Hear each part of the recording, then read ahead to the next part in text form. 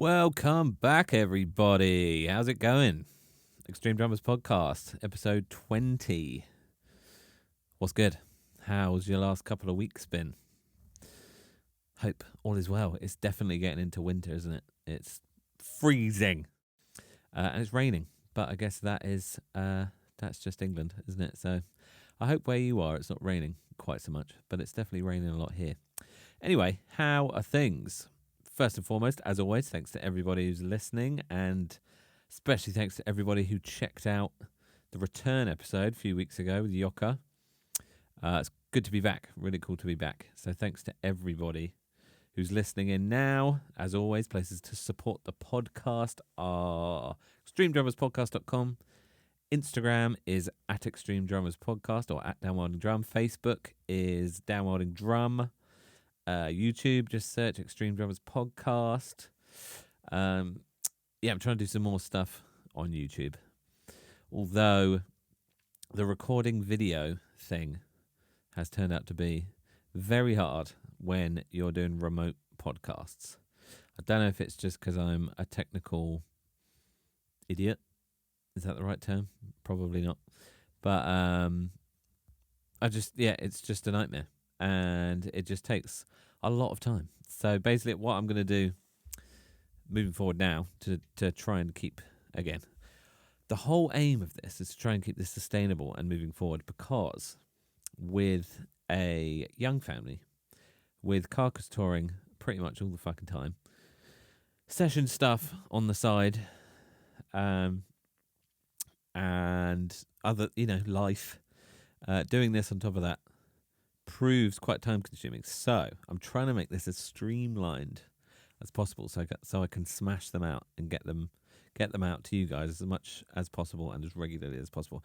So one of the ways I'm going to do that is I've come up with a cool YouTube visualizer thing. So anyone who's watching on YouTube, hopefully you'll see that now, because again, the filming thing just didn't really work. So it took forever, and I won't go into it. Maybe if someone wants more details on that, they can DM me or something. But anyway, blabbing away. Yes, thank you to everybody who's supporting the podcast. And of course, my wonderful Patreon people. Please head on over to Patreon if anybody is interested in joining that little community. Help support the podcast. But yes, anyway, on to episode 20. This week I have the amazing Matt Arrebollo. I hope I'm saying his name right. I just realised that I didn't ask him how to pronounce his name. So fingers crossed. Sorry, Matt, if I've said that completely wrong. But Matt plays for the fucking crushing death metal band Gatecreeper. Big fan of Gatecreeper. Have been for a while. Me and Matt ran into each other for the first time. I believe it was Psycho Las Vegas, big festival in Las Vegas last year. And we've since bumped into each other a couple of times, and I thought it'd be really cool to get him on the podcast. Cool chat, as always. Lovely dude. We go into all kinds of things on here. Some of the normal stuff, practice and writing and all that stuff. But he's got some very interesting takes on some stuff, which is very cool. So yes, I hope you enjoy that.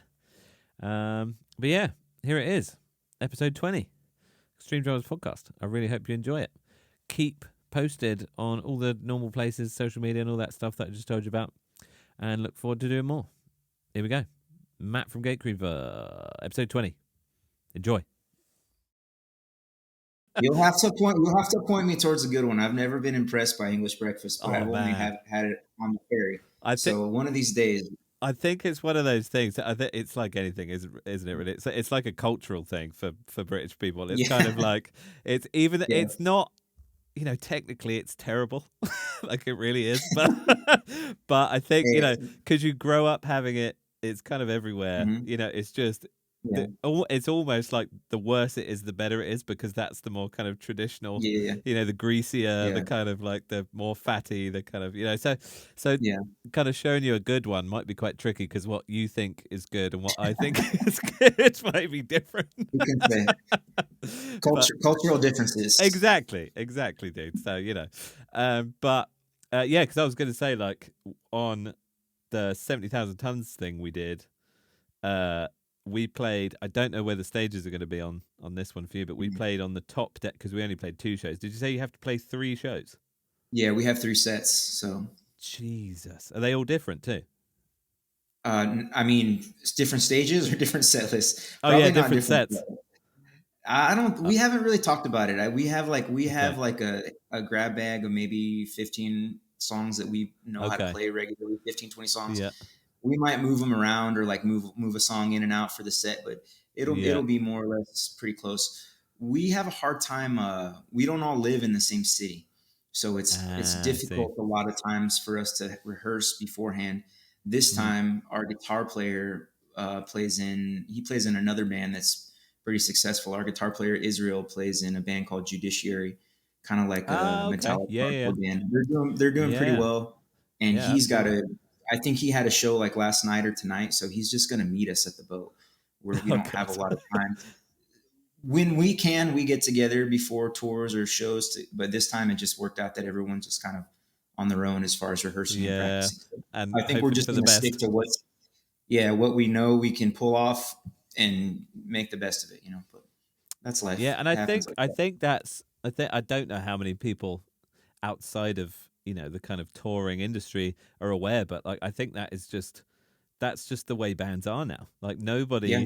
nobody lives in the same city, sometimes not in the Hmm. same country, like especially in a Yeah. country like the US where it's the biggest fucking country ever. So so Yeah. one person could be West Coast, one person could be East Coast, and it's kind of it's figuring out a way to make it work despite that, isn't Hmm. it? And it's so rare that you get even 2 members of a band that live in the same Yeah. place anymore, and it's kind of is that has that always been the case for Gatecreeper though, or has this been something that's happened as you've kind of got older? And It's in some way it's always been that way. When we started the band, I was living in Tucson, where I'm mm, from. That's about that's about an hour and a half, 2 hours south of where I live now in Phoenix. When Chase and I started the band, he was living in Phoenix. I was mm, living in Tucson, and we met at a show. And one of our mutual friends introduced us, and we were just talking about music. And at the time, I was kind of looking for a more serious band than the band that I was in at the time. I was kind of mm, frustrated about where that band was going, and I was looking for something a little bit more. I was just looking for something different, and I met Chase, and we started talking. We were into some of the same kind of bands at the time. Then my roommate Eric became our guitar player, and we kind of just added people from there. At the initial lineup was 3 guys living in Tucson and 2 guys living in Phoenix, and it shifted over time. The core yeah, has always remained me, Chase, and my old roommate Eric. Those are mm, the 3 guys that have been in the band the whole time. But I've since moved from Tucson. I now live in Phoenix. Chase lives in uh, Phoenix. Chase, our vocalist, lives in Phoenix. Eric still lives in Tucson. We have a new bass player in the past 2 years. He lives in Phoenix. And our newish past 2 years guitar player is from Texas. So oh Jesus. it's always been sort of like split between 2 or 3 cities, but mm, thanks to modern technology, we can make it work. It's not a huge hurdle for us. Everyone in our band is pretty self sufficient as far as knowing what they have to work on. mm, We're lucky. Even like we're gonna meet at the boat and play with no rehearsals, and I don't think any of us are really worried about it. We no, all set aside our own time to practice and practice the set. We know what we have to work on individually, and we have yeah, good chemistry as a band when we play together. I've been playing with Eric for probably 15 or more years at this point in mm, various bands, even before Gatecreeper. So we have a good chemistry playing, and the other guys fit really well with our chemistry right now too. So everybody just kind of locks in. Everybody yeah, knows what to expect from the other people. So it's a comfortable situation, and it's good. It allows that's us to really cool. focus on performing more so than oh, here's that part that nobody can play right. You know what I mean? Yeah, So yeah, and so also I guess it's like it's that trust thing, isn't it? It's like mhm. I mean, especially as a drummer, I feel like we're at the back, kind of in theory, holding everything down. Mhm. It's Yeah. not always the case, sometimes we have bad days, but and I think it's that you want to have trust in the rest of the people that you're sharing the stage with, that you Mhm. don't have to worry about them. Like if Yeah, the last, everybody's in their own head anyway when they're playing. You're trying to get over that. You're trying to just enjoy it and sure. be kind of, and the last thing you want is, oh, I hope that guy remembers the guitar break, or I hope Yeah, he yeah, doesn't fuck up that vocal line again because that's going to mess me up. And so it's yeah, like, so yeah, and it's not easy, is it? It's not easy finding a group of people that you can just, as you walk on stage, you can just completely trust. It's a real yeah. process, I think. Yeah, I think it comes down to, I've been in bands before where you show up to practice and you're always teaching a guy the part. It's like last time we practiced, Yeah, we taught this guy this part. We're at practice again this week and we're teaching him the same part again. And yeah, then next week, you know that it's going to be the same thing. I think yeah. that just comes down to people not putting in the time on their own. Mm, I, mm. as far as our practices go, or our rehearsals, like we don't really learn very much at rehearsal. We're just there to make sure that everybody's got their Yeah, parts.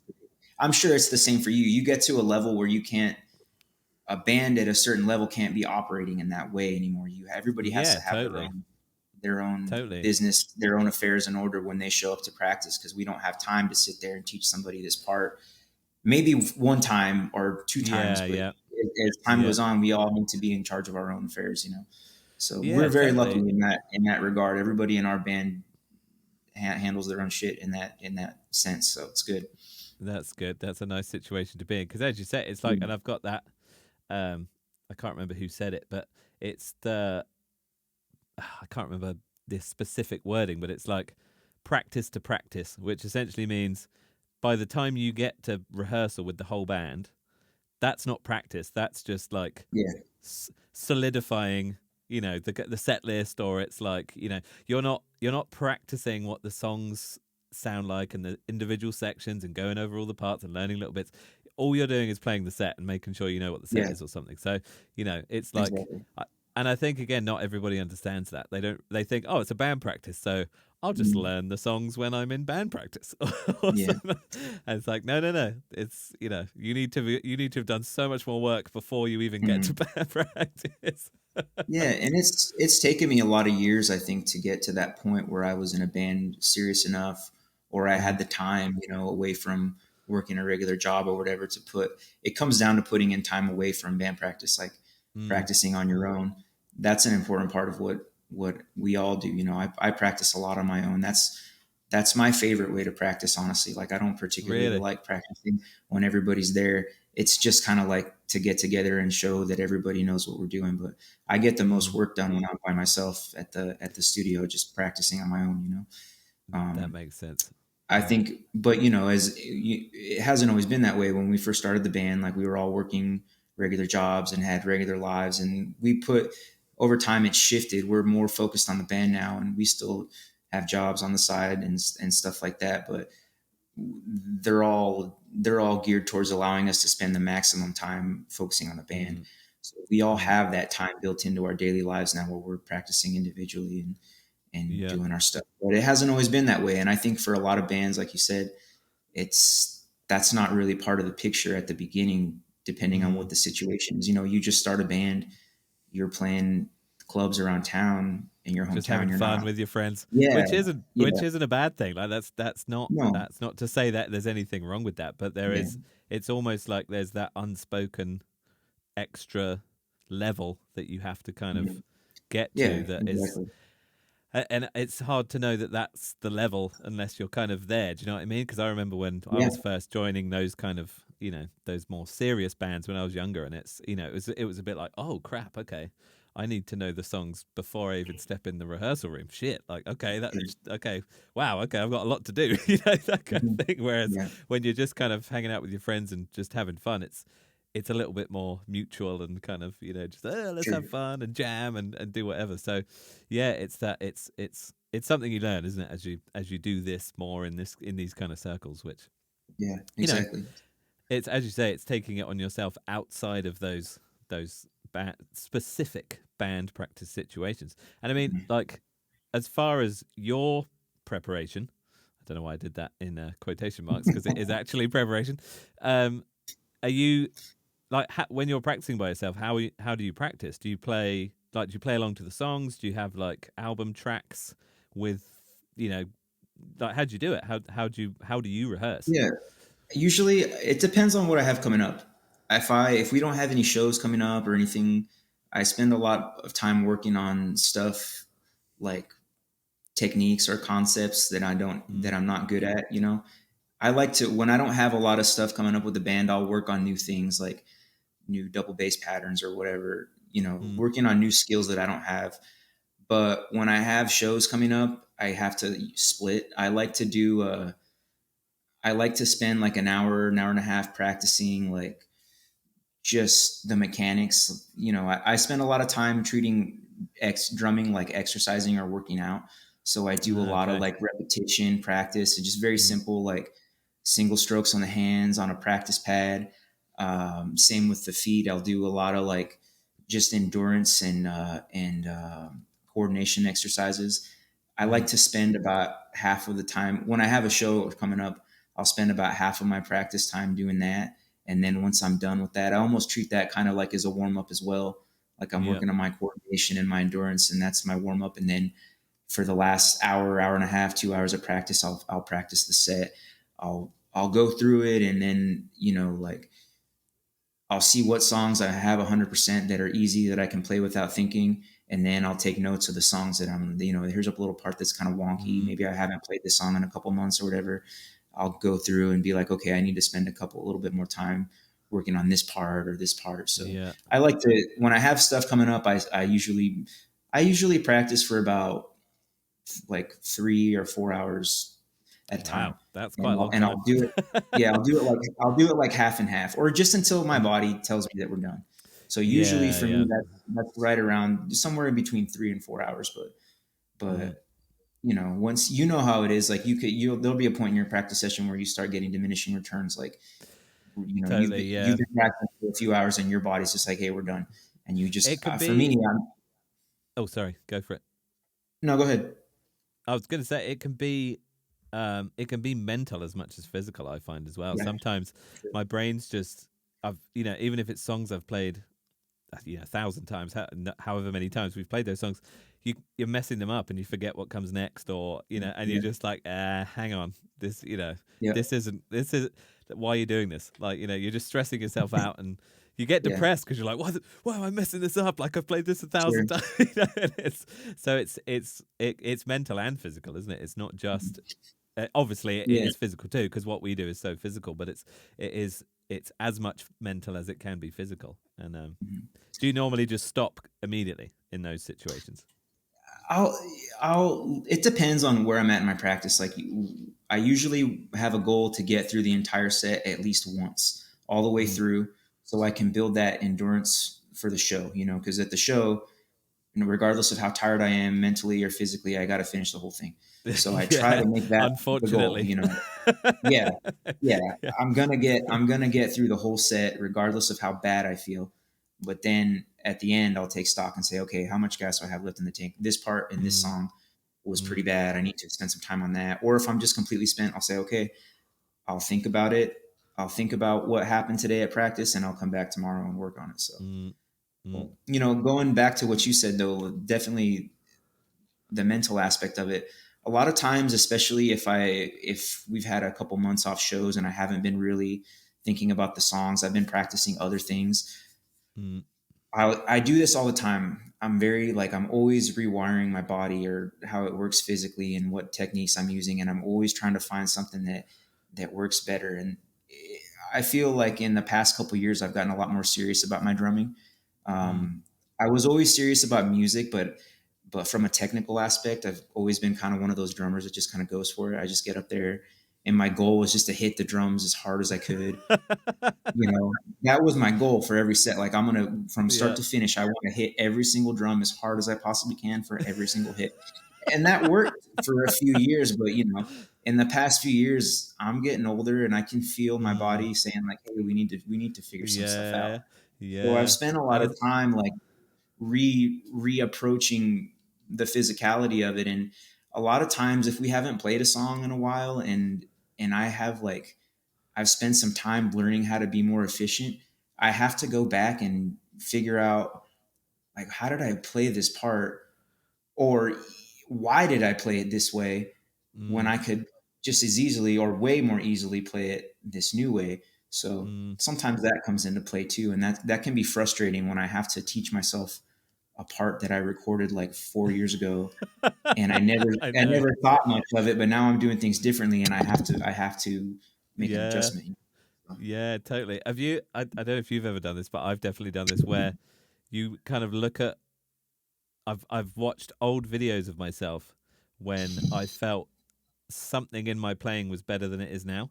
So, for mhm. example, like I had this leg injury. I don't know if I told you about this when we saw each other last year, but no, was it this year we saw each other? Was it last year? It was this I year. remember you were having some issues with your calf when I saw you Y- earlier in the Yeah, summer. yeah, that's right. Yeah, it was this year. I've totally lost Yeah, track of what year we are, where what is up, what where I live. I don't yeah, know what's going on.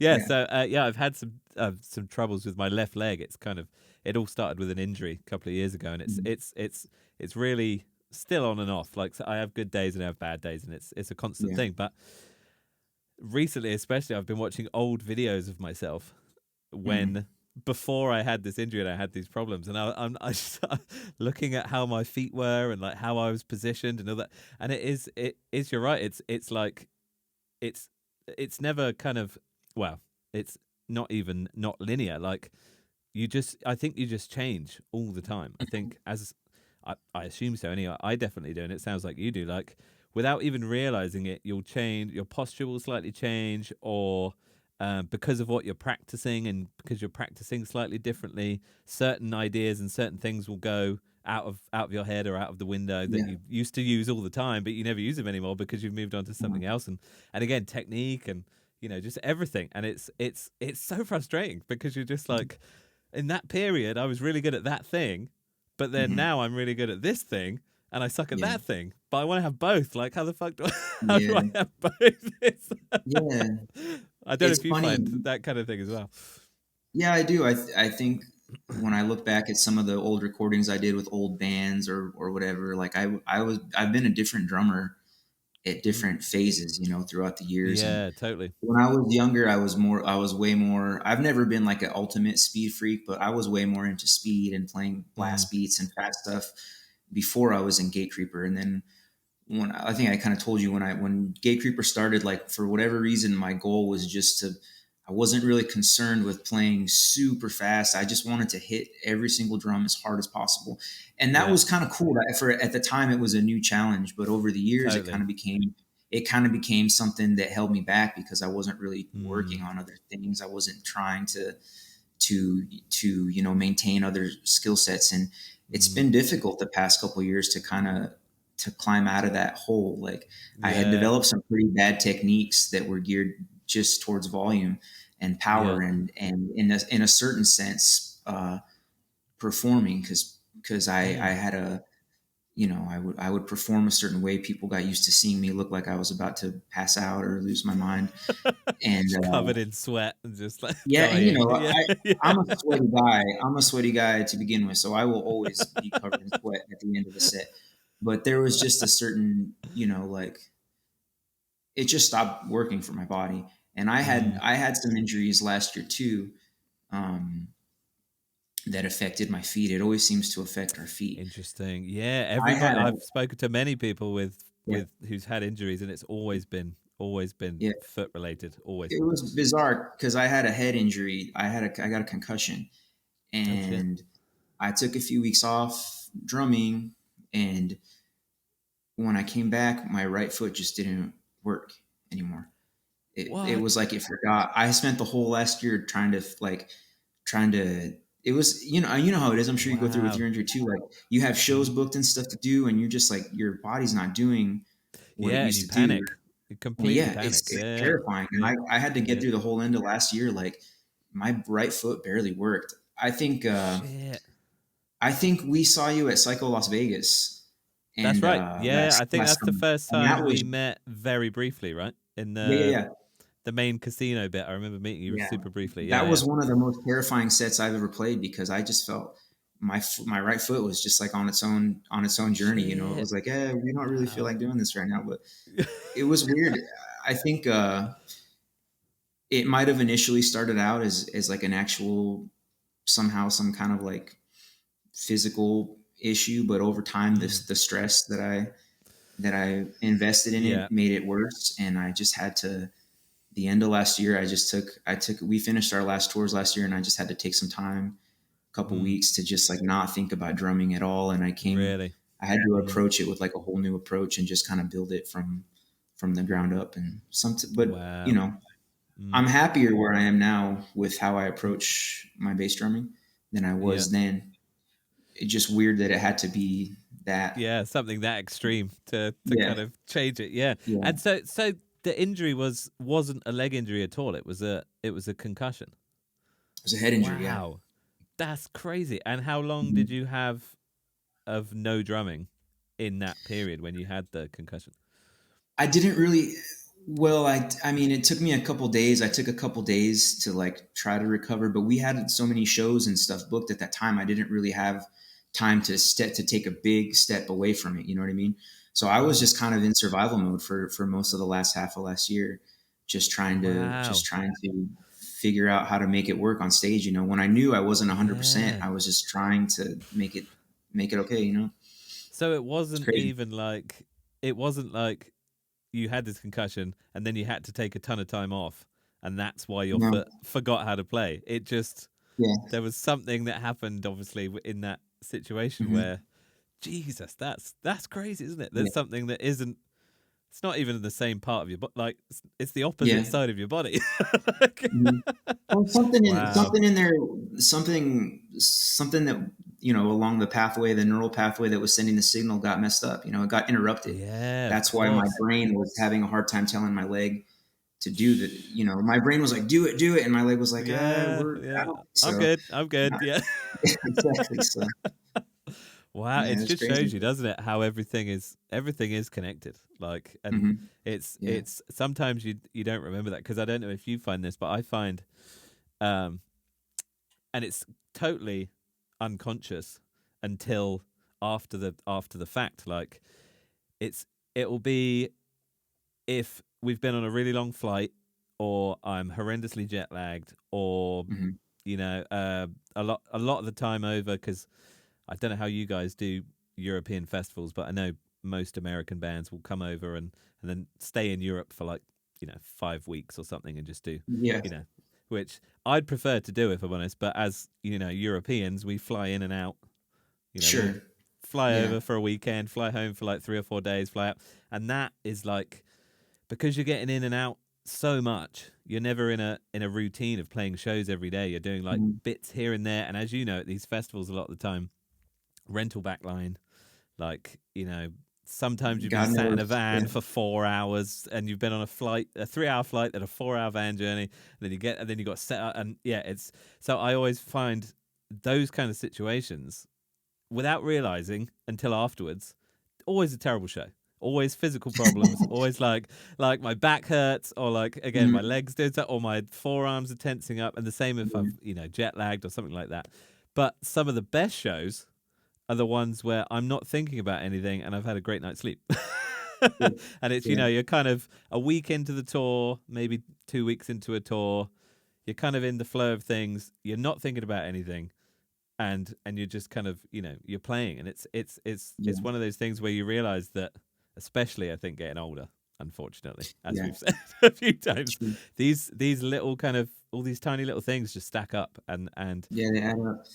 And the but and rest, it's being rested. Go exactly ahead. being rested, exactly, and also being, I think I'm not as physically fit as I think I should be, unfortunately. Mhm. And that's but when you're a kid, it's not. I don't think it's really as much of a problem. Whereas now, I really noticed that I'm like, oh crap, I need to do more now because I'm, my back's seizing up, and again, I've had this leg thing, and I Mhm. think it's one of those that I'm not, taking the responsibility off of my playing, obviously, because that always needs work, but I feel like I don't know if you're like this, but I'm so hard on myself after those bad shows, and I would say like, "Oh, I suck," or "Why was I Mhm. so terrible today?" And why was "Oh, you need to be better," all this guy, you need to practice more, you need to Yeah. work more on this, and sometimes I feel that's a little bit unnecessary, and it can just be the situation, and sometimes you have to be aware of like, no, you've just done a 9 hour flight. You're jet lagged as Yeah. fuck. Like it's not a great situation. You can do better than this, and it's. Yeah. But I think it is again. It's the mental and the physical combined together, isn't it? As you were saying, you must have been so stressed last year playing those shows, Yeah, like it with was that terrible. It right was foot problem. terrifying. It was Oh God. terrifying. I just, I I feel, some of the things you're saying about flying shows and playing a backline kit, that is a terrifying experience for sure. And that was something that I worked on in the past few years that we did. Last year, 2022, summer 2022 was our first time back in Europe in a while because Mm, COVID nixed a lot of our plans. yeah. And I just decided, I kind of made it a goal that year, that summer, to I decided to make it a skill to be more comfortable on a different kit. You know what I mean? Wow, So that's smart. that's That's kind of really smart. something that I wanted to work on mentally, because there are so many factors that are out of your control. You show up. I mean, like most drummers, I always take my pedals and my cymbals. I'm not Yeah, super. yeah. I know some drummers are picky about the snare drum. I'm not. Mm, If I don't like mm, the way it sounds, I hit it harder. yeah. That's my approach. Crank it. Yeah, yeah. But some of the things that I always make sure that are just right are my throne height and the Hmm, tension hmm. on the bass drum head.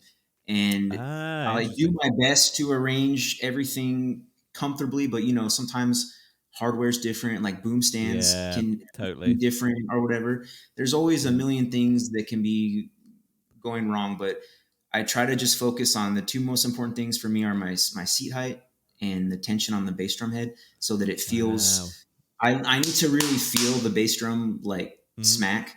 I Yeah, have to yeah, feel the impact of it in my body to play comfortably. So I yeah. need to get that set up, and then I just kind of just like,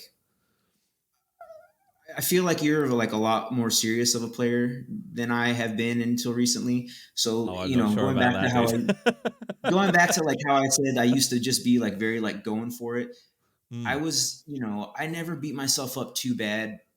Live for me has always been about expressing the energy and having a Yeah, very yeah. energetic performance. And even when I used to get real like down on myself back in the day, like, oh man, I played terribly, everybody heard me mess up that one fill, like it was Mm. never really like that. It's only ever us really that feels that way. Yeah, When you totally, talk to totally. Yeah. people after the show, when someone comes up to you after the show, they're always like, that was amazing, like I That love was the that so best much. show I've ever seen. And you're like, Exactly. what? And sometimes you feel like, were you watching the same show? Yeah, Like, I know, were dude. we experiencing the same moment? But it just goes to show that, the little things, that no performance is ever going to be perfect. Like Mm, you mm, could be the most amazing drummer on the planet, and you're never going to play everything 100% right mm, every single night. It's just not going to happen. So I mm, think for me, kind of letting go of that pressure on myself helps a lot. mm.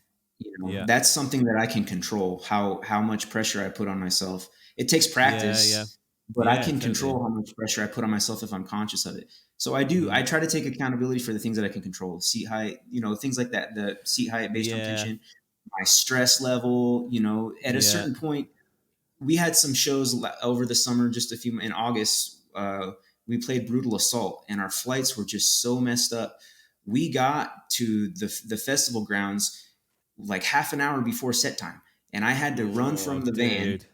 At the like, just I'm sprinting. I'm naked in the backstage area, trying to change into my drumming outfit. It was a nightmare, but I Yeah, just said, you know what, like there's only so much I can do here.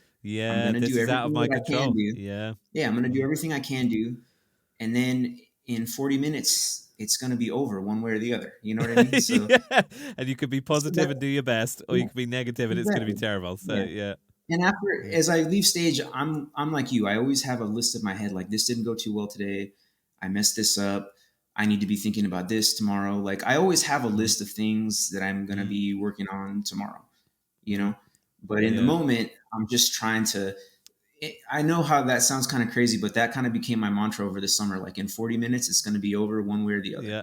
Like we will Yeah. have played a show. There will Yeah. have been a show played, and that's all there is to it. So Yeah. And you can, it and helps me it, to take that. yeah, It yeah, helps me to totally. take that pressure off myself. Absolutely. And as you say, like, in a lot of ways, even though sometimes you like to well, again, a lot of these things are out of your control, as you say, like a lot of the backline issues and monitors maybe or whatever. But ultimately, you have a lot of control in those 40 Hmm. minutes. Yeah. Yes, the monitor's not perfect, but let's be honest, monitors aren't really the most important thing. As long as you can pretty much Yeah. hear yourself and the rest of the band, it's kind of like Yeah. I'm sure you do this, but I practice so that I can play the song without any other music. So I can Hmm. just play the song from memory essentially. So like I'm Yeah. kind of like I'm singing it in my head, and I Yeah. practice every song to that level, and I have done with every single band. So in Mhm. theory, I don't need a monitor, and I know Yeah. that I don't even need to hear anyone else. And I know that mentally, but when that Yeah. monitor is terrible, there's that little thing in your brain that's like, oh, if the monitor was better, I'd be playing so much better right now. And it's just like, no, Yeah. stop it. Stop Yeah. making these excuses. Yeah. Because you still, It's whether or not the monitor's in good shape or not, you still have to play. So yeah, you can't exactly. come And out the show and be like, you're sorry guys, the monitor's yeah, not working. yeah, We're gonna have to finish it. exactly, exactly. You Or still gotta get this, through this is a 22 by 20 kick drum, and I only like playing 22 by it. Mhm. 18s. Like, come Yeah. on, it's like Do you use in ears, or do you like an old school monitor setup?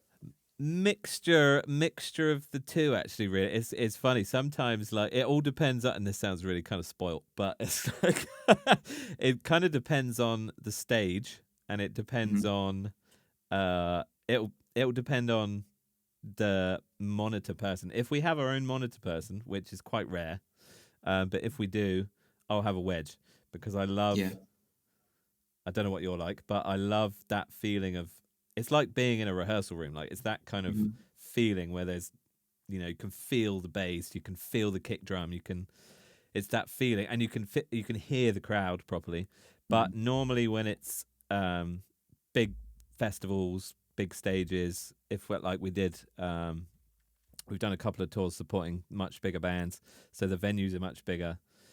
Always in ears because you you can never hear anything with a wedge, and we rarely have a monitor guy with us anyway, and we definitely don't have a monitor guy when we're supporting other bands. Hmm. So Yeah. it's kind of like a safety mechanism. But if I could, my ultimate would be a great sounding wedge, which Yes. doesn't always happen. It's quite hard to get. Mhm. But I mean, how about you? What's your situation? I'm I don't like in ears at all, but I only Ah, had interesting. a few bad experiences with them. I know there's room for improvement, but Mm, I just prefer the wedge. Like you said, I like to feel like I get very comfortable, that feeling that we're just a band playing in the rehearsal room. And mm. up until 5 or 6 years ago, we weren't playing. We were playing like DIY clubs where maybe the only mic was in the bass drum. You know what I mean? Yeah, It's just and yeah. so And then you get vocals. used to Yeah, that that. was Yeah, you it. get used to that, and Yeah. I like to feel like the visceral. I Mm, like to feel the wedge. mm, Everything for me has to be very physical. I like to feel the feedback. I like to yeah. feel that thump from the wedge, like almost hitting Mm, me, and yeah, yeah. I prefer the impact of that. Then I understand the advantages of in ears. It's just I'm very stubborn, Mm. and I eventually I need to figure out some ways to make that work for me too. But at this point, I prefer the wedge. Again, I think it's a real personal preference thing, and I think like I totally understand both sides of it, and there's certain sides of both of those things, both in ears and wedges, that I really enjoy. But Hmm. as far as I've seen, again, I haven't delved into it as far as you can, but what one thing does, the other one can't really do. It's like, Yeah.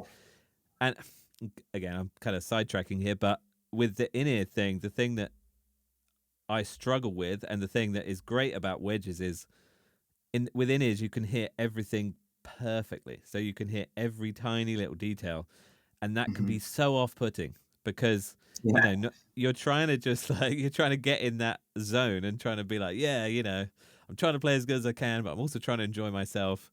Yeah. Oh, the crowd's sick, like, oh, let's, I want to get some of that energy. But with in ears you're like, oh, yeah, but did you hear you totally fucked up that double? But oh, and then you fucked up that snare Yeah. bit. Oh god, and then you missed a splash, or and it's like Mhm. it's right there in your ear. And you can hear every single Yeah. detail, and it's really distracting in a lot of ways. Whereas a wedge is kind of, a lot of the time it's just a wall of noise coming at you. Yeah. So, and you're Yeah. just hoping Well, for the best a lot of the time. on the one side of it, that's why, when you're sitting there setting up your monitors, you say, well, I want just a little bit of guitar.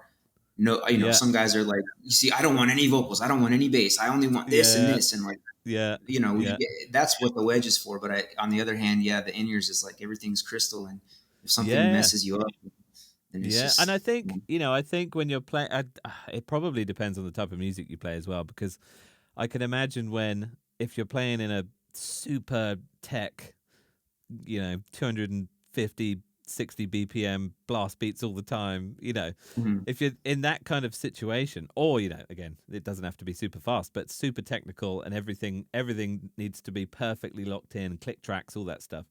I can understand why a wedge would probably be an absolute nightmare. Yeah, yeah, But I for sure. think especially for the kind of stuff that both of us play, really, I guess it's similar in a lot of ways. Carcass Mhm. is very old school in that way. It's Yeah, it's just amps, drums, vocals, and that's it. There's no trickery, as it were. And yeah. Gatecreeper is exactly the same thing. And I think I don't know if both of us, if we both played in super technical, other things, that we'd get rid of the wedge and be like, this sucks. Like, why do I love this Yeah. thing so much? I don't know. I have such a hard time imagining myself in that kind of setting, anyways. But who knows? Could Yeah, be. exactly. You never know what's around the corner, man. But yeah, Yeah, but no, and I think that I heard someone say, like, you should always, whatever you have in your monitor, it should be the same as what you practice with at home, because hmm, that's it. That's just what you get used to, and and mostly I don't know what you're like in your rehearsal room, but I wouldn't have anything when I practice at yeah. home. I'll just have headphones on, and Yep, same. sometimes, every now and again, sometimes I'll throw like a kick drum mic in the bass drum, just if I'm Yeah, figuring out some parts or something like I can't really hmm, hear probably. But otherwise, there's nothing. It's just, and it's yeah, like, and then the minute you get on stage, you're like, no, I want kick drum, and then I want this, and then I want this, yeah, and all of a sudden it sounds weird, and you feel weird, and there's no one. It's not surprising, really, that that's the reaction, because you never practice like that. So, yeah, exactly. so it's like, yeah, yeah. So yeah, and I'm Yeah. guessing you guys don't play to click, right? You guys are just No, old school. we on the last tour we were playing a new song that we just recorded for our new record. That's Mm, not released yet, but we were kind of just testing mm, it out. And I was starting it with a click, but I would, I would just set so I really wasn't playing with a click. I would set the little okay. metronome up on my phone, get the Yeah. visual. I have it set up visually so I could see one, two, three, Yeah. four. Yeah. I would start the count in from there, and then I would just wasn't worried about it. Yeah. Okay. Um, but I think that's something that all drummers work on is our internal clock, and Yeah. I Totally. feel pretty confident in mine. Like I have a good sense of time and like how I can usually tell when something's a little fast or a little slow or whatever. Yeah. I guess we all have our own Mm. preferences, and that's of course, not considering listening back to the recordings of us playing live because that always sounds like a complete nightmare. But Yeah, and I um, guess and that. No, sorry, go for it. I go ahead. I already lost my train of thought. Oh, sorry, Go for it. sorry, totally Let's interrupted hear you. it. I think that comes with playing together in a band and playing loads of shows too, isn't it? It's that Mhm. feeling of like, what feels good. You don't have Yeah. to specifically, you don't have to have a metronome that's telling you, oh, this is Hmm. exactly 185 Yeah. BPM or 100 or 100, because sometimes it feels better if it's a bit faster or if it's a bit slower Yeah. than what it was in the album. But Exactly. it you can't really fake that. That's something that you only understand from, yeah, as like you've said about with your guys, the chemistry between you all on stage, and Mhm. and the reaction of a crowd too, like how a crowd Yeah. interacts with it. Like if it's way too fast, people are just going to be like, "What the fuck? This doesn't sound anything like the record." Yeah. And then For sure. if it's too slow, then it probably feels sluggish, and it's so it's that again. That's another process that's that's quite an interesting one, I think, and it takes time. Mhm. It takes time to figure out Yeah. how songs work live and how fast you should play them and all that stuff. Mhm. I spend a lot of time on my own practicing to a click. Usually, when I practice the songs, I like to practice them. I just have a Spotify playlist. It's like, oh, what songs on the set list this Nice. time? I'll just drag it from Old Spotify and school. make a playlist, and that's our set list. That's But I cool. can do it like you do as well. I also think it's important to have the songs memorized internally, Mm, so I can mm, play through the songs without any backing track if I had to, and that mm, does come in handy. But as you said, there's a lot of moments in the songs where it does need to be manipulated tempo wise a little bit. It needs to be a little bit slower than it was on the record. It needs to mm. be a little bit faster than it was on the record, or maybe both in the same song. Maybe the faster part needs to be a little bit faster and the slower part Yeah. needs to be a little bit slower to have more of a dramatic effect on the audience. And you can Mm, see when you're playing, like I'm sure you've noticed this, like when you're kind of, if you're playing, there's a part where it feels good to play a little behind. A lot of times, like the guitar players in my band like to play ahead a lot. So they're always chomping at interesting. the bit, like, we gotta go faster, we gotta go faster. And sometimes I have to pull it back a little bit. Yeah. And everybody's paying attention. Everybody knows, nothing ever gets off track, but you can see the tension that creates for the audience Mm, when mm. they can't probably even explain what's happening, but they hear the guitar part wanting to push a little forward, and they hear the drumming a little bit behind, and they're like, what's happening? Like it Yeah, creates something's like this happening. sort of, Something's happening. Yeah. yeah, it creates a cool feeling for people in the crowd. And I think, like I said, I think very few people probably realize that's what's happening, but those are things that I like to play with when we're on stage. So Yeah, that's one of the totally. reasons I prefer not to have a click, but I see its advantages, especially for certain types of music. But for us, our band Yeah, is yeah. kind of just like rough and ready, like Yeah. it's pretty Energy. raw most of the time. Yeah, exactly. That's Yeah. more what we bring to the stage is energy, and Mm. not necessarily technicality, or definitely not technicality, but for sure, it doesn't have to be super precise. It just has to Mm. feel. I think that's what a lot of people like about our live show, is that a lot of times it feels like it's about to go off the rails. There's that Mm. feeling that we're going to lose it. And I feel that way sometimes behind the drum Yeah. set, like, oh shit, like Yeah. I'm about to lose it. People like that though. And over the Yeah. years, I've realized that that's something that they enjoy about our band. So Mm. I'm not really worried about switching that up and trying to be a different type of drummer or different type of band than we really are, Yeah, Respect to absolutely. bands that do that. I think it's very Mm. impressive to see a band with that amount of precision and technical ability, Mm. and that's just a different discipline than what we do. Yeah, So totally. And I think that's, I think you being aware of that, not just as a drummer, but I'm assuming the rest of the band are aware of that. mhm, I think it's that, not only playing to your strengths, which is, as you say, bringing energy, not mhm, necessarily worrying so much about the technicality and all that stuff. That's a strength, but it's also playing on the things you actually enjoy, And I think yeah, a thing that a lot of, not naming names, but a lot of bands that I see do is they go down roads that they think is the right road to go down because everybody else is mhm, doing it, and a lot of the time it can completely strip the band of what was good about them in the first place, sure, and it's and yeah, it's it's kind of it's not easy though, because it's, you know what it's like being in this insane annoying industry. You're mhm, always second guessing yourself. You're always like, is this the yeah, right decision? Like, I mean, people seem to like this, but we didn't like it that much, so we're going to go this direction. But I don't think anybody's going to like it. So, maybe yeah. we should just do what we did before. It's just, I mean, I guess. Well, obviously, you've just written new stuff. Are those the kind of conversations you guys have, or do you kind of Well, keep to what you enjoy?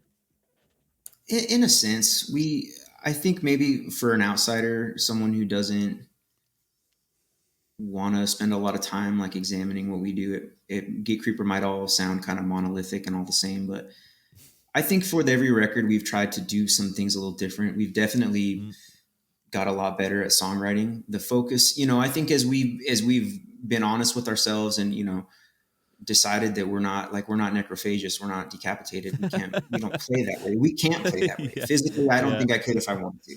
And that's fine. I still have something to say on the drum set, you know what I mean? Like yeah, totally.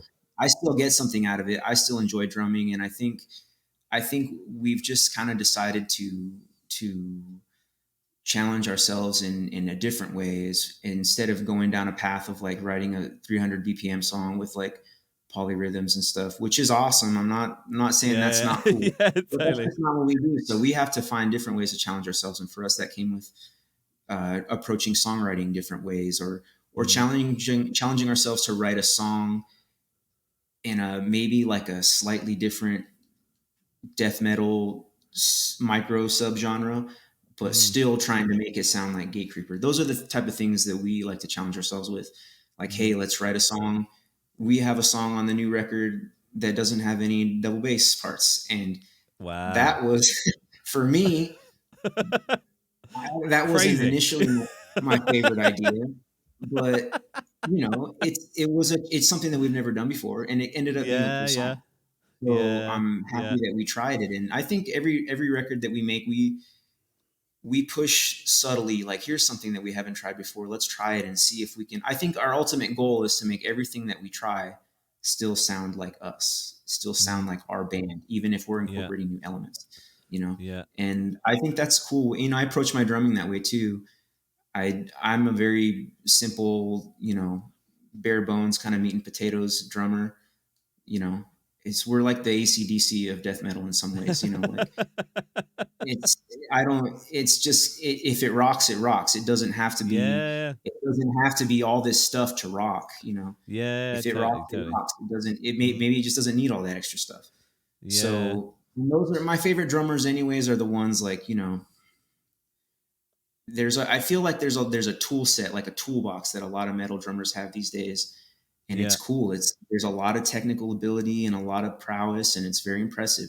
But I think at a certain point, a lot of these players will end up sounding kind of the same, because they're all drawing from Mm, the same toolbox. They're all using the same tricks. And my favorite yeah. drummers have always been drummers that sound like themselves, Mm, no matter what. Like, when you yeah. hear a Whether drummer it's on record and you're simple like, or whether it's complex, like yeah, it's unique. Yeah. whatever they're doing, it sounds like them. I think Yeah. to me, that's the most impressive thing that a drummer can do. Mm, So I don't think I'm anywhere near that, but that's my goal with my drumming, is to one day have that someone hear mm. me on a record and be like, oh, I know who that is. Yeah, So yeah, totally. But no, and I think you're right about the kind of the I don't even know if it is less is more, but it's definitely, I guess it is less is more. Especially I mhm. think in metal, especially recently with drumming and probably even riff writing and guitar playing too. People have got a little bit obsessed with it needs to be technical, it needs to be crazy, it needs to be, and I think a lot in that a lot of groove is lost and a lot of that, as we were talking about, that energy that bands like you Mhm. guys bring. And I honestly think it's a large reason why Gatecreepers started doing, it seems like the band's doing really well, from again Yeah. from an outside perspective. You never know what goes on the Well, inside, thank but you. it seems like Gatecreepers doing really well. And I think it's because I'm sure you've seen it too with a lot of the kind of scene that's erupting, that's kind of similar kind of scene that you guys are in. Is It's kind of a backlash against that super technical, super Hmm. kind of clinical, super show offy. Again, not saying it's bad. I love a lot of that Yeah. kind of music, but it does feel like there's a whole scene now that's kind of much like you guys, just kind of like, yeah, balls to the wall. Let's bring as much energy and make it feel good and aggressive and all that stuff. And I Yeah. think I don't know if it is a reaction, but it feels like it is almost a bit of a reaction to a lot of the stuff Yeah. that's in the quote unquote mainstream, which is a lot more clinical and a lot more, kind of, I don't want to say sterile, maybe that's a bit harsh, but you know what I mean anyway. So I don't know if you feel that. I think that approach to playing metal can be pushed to a point of sterility. It can be Mm, sterile. mm, It doesn't have to mm. be, but I think True. when a band focuses on that type of taking that kind of path, and they don't think about, well, our music is so technical. How do we make sure that we still maintain some feeling and some groove? Mm, You can do that. You can have both, but some bands do forget, and they go all the yeah. way to that one side where it's just sterile. But Mm, I like both types of music. mm, I enjoy seeing a George Colias play like that. I love to watch. That's incredible. I yeah, love to watch that. absolutely. Yeah. I think one can't, like, Doesn't have to be it's mutually better. exclusive. Mm, Exactly. And I mm, think when you're saying there's like a sort of movement in metal right now to as a backlash against that. I think that you wouldn't be able to appreciate the more simple music without having the counterpoint of the more technical music, and the same Mm, vice versa. You wouldn't be able to appreciate the technical music if there wasn't the opposite to enjoy. I that's true. think for That's me at true. least, I enjoy all types of metal. I Mm-hmm. think I think in all genres or subgenres, there's bands that do it well and bands that don't do it well. But Mm, I genuinely enjoy most types of metal or extreme yeah. music. Yeah. Yeah, I think you're right, and I think it's like I don't know about you, but I find it that it's like any type of music. It's like a mood thing. Like sometimes I'll be in a Mhm. mood where I want to listen to something that's 270, super technical, Yeah, you know, yeah, everything's triggered, but I love that, you know. And hmm then other times I want to listen to like the slowest doom with like four notes in yeah, the whole song. and then hmm you know, and then I want to listen to some disgusting black metal, and it's I find it's amazing that it's, you know, it's, I don't want to go down that cheesy road like metal's so awesome, but you know, there's within one within one genre, you do have so much to play with, and you yeah, can go from a song with like minimal notes and the most basic drumming to freaking, I don't know, you know, necrophagius like you mentioned, or you know, yeah, something like that, and that's all technically within the same genre, and it's, yeah. and I get, and I And think I all of it's cool. yeah, yeah, totally. And it all depends on how you feel and, you know, what mood you're in, and all that kind of stuff, for Hmm me anyway. And but I think it's not easy, and I think that it sounds, this is what your Gatecreeper seems to be in a good place with this. It's not easy to realize that you might not be something. Do you know what I mean? Like, Yeah, you know, you guys could be like, right, we want to write a album exactly like the Faceless, you know, and then yeah, you try and do it, and you're like, what the fuck, why can't we do this, you know, maybe you could, I don't know, yeah, you know, but yeah, it's, and yeah, it's the same with any, with any band. It's kind of, as I guess it's going back to playing to your strengths and playing to the things you enjoy. But I remember listening to a I think it was Josh from Silosis was saying that he struggled initially with Silosis because there were so many other types of metal that he liked that he wasn't hmm able to play in that band, in his band in yeah, Silosis, and I remember, and then he eventually realized, you know, it doesn't matter. You hmm can have your band and still love that, and then you can still love all this yeah, other type of it's other, and so yeah, again, exactly. it's all part of the other, another hmm journey that we have to go on. That it's like, Yeah, realize what you're good at and what type of musician you are, but you can still like everything, and you can still be like, that's hmm sick, and I kind of want to do that, but I yeah. know that I'll probably never be able to do that, unfortunately. Or you could find ways to incorporate that into what Totally. you already do. And like I was saying, Totally. like I think moving forward, I love all types of metal, and there's all kinds of crazy tricks and drumming things that I wish I could. First of all, I wish I could actually play. Second of all, I wish I could incorporate that into Gatecreeper. But it's just not. It's just not going to happen because the music doesn't mm, call for that. So I think mm, something that I like to challenge myself is how can I sort of like how can I sort of channel that into a way that's appropriate for mm. my current playing Yeah, totally. situation. Like one of my favorite drummers is everyone's favorite drummer, Hellhammer. Like I love Yeah. Hellhammer. I Yeah. love his playing. I love his cymbal work. Very technical, very mm, tasteful.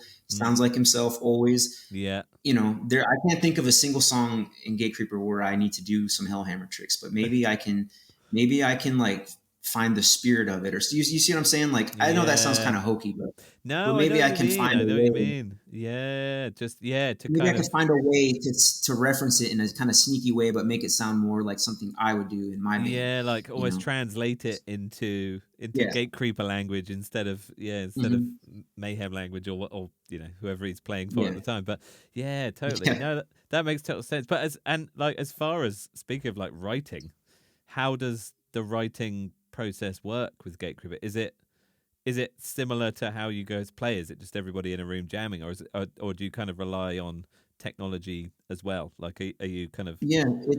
It's kind of demos like on that. Logic kind of thing? Everybody's in all different places, so a lot of demos get sent back and forth on Dropbox or whatever. Mm, Um, we spend time when we were making this record. We scheduled time to have to fly everybody in or have everybody drive in to our rehearsal room, which is in Phoenix, so we mm, could play the songs together and kind of feel them out. it took us a long time to write this record that we have coming up. We spent maybe a couple years from the Wow. initial inception of some of these songs to what they finally ended up being. Mm. But mostly Chase and Eric will start the main ideas for the riffs. They're pretty adept at making some demos on like Bandcamp, or not Bandcamp. Why am I drawing a blank? They're good at just Garage making little band, demos maybe, with or Logic or GarageBand. There whatever. you go. Yeah, Yeah, yeah. yeah. Mm. They'll make demos with little drum parts to kind of have a more fleshed out demo. And then, usually I just kind of listen to them and say, okay, for the most part, Chase and Eric know how I would approach things, I feel like. So a Mm. lot of the times I'll hear the demo and hear the little drum part that they programmed and be like, oh yeah, that's probably pretty close to what I would do anyways. But sometimes Chase and Eric aren't drummers, so Mm. sometimes they might approach something in kind of a weird way, and that's where my job is to be like, okay, this is what a drummer would actually do, or this is Yeah, what I would do here on this part. Like, I hear what you're going for. but it's This is wrong. how maybe, yeah, yeah. But it's kind of another challenge for me in that way. Like, how do I take someone else's idea and turn it into something similar but more in line with what I would do? Mm. So Mm.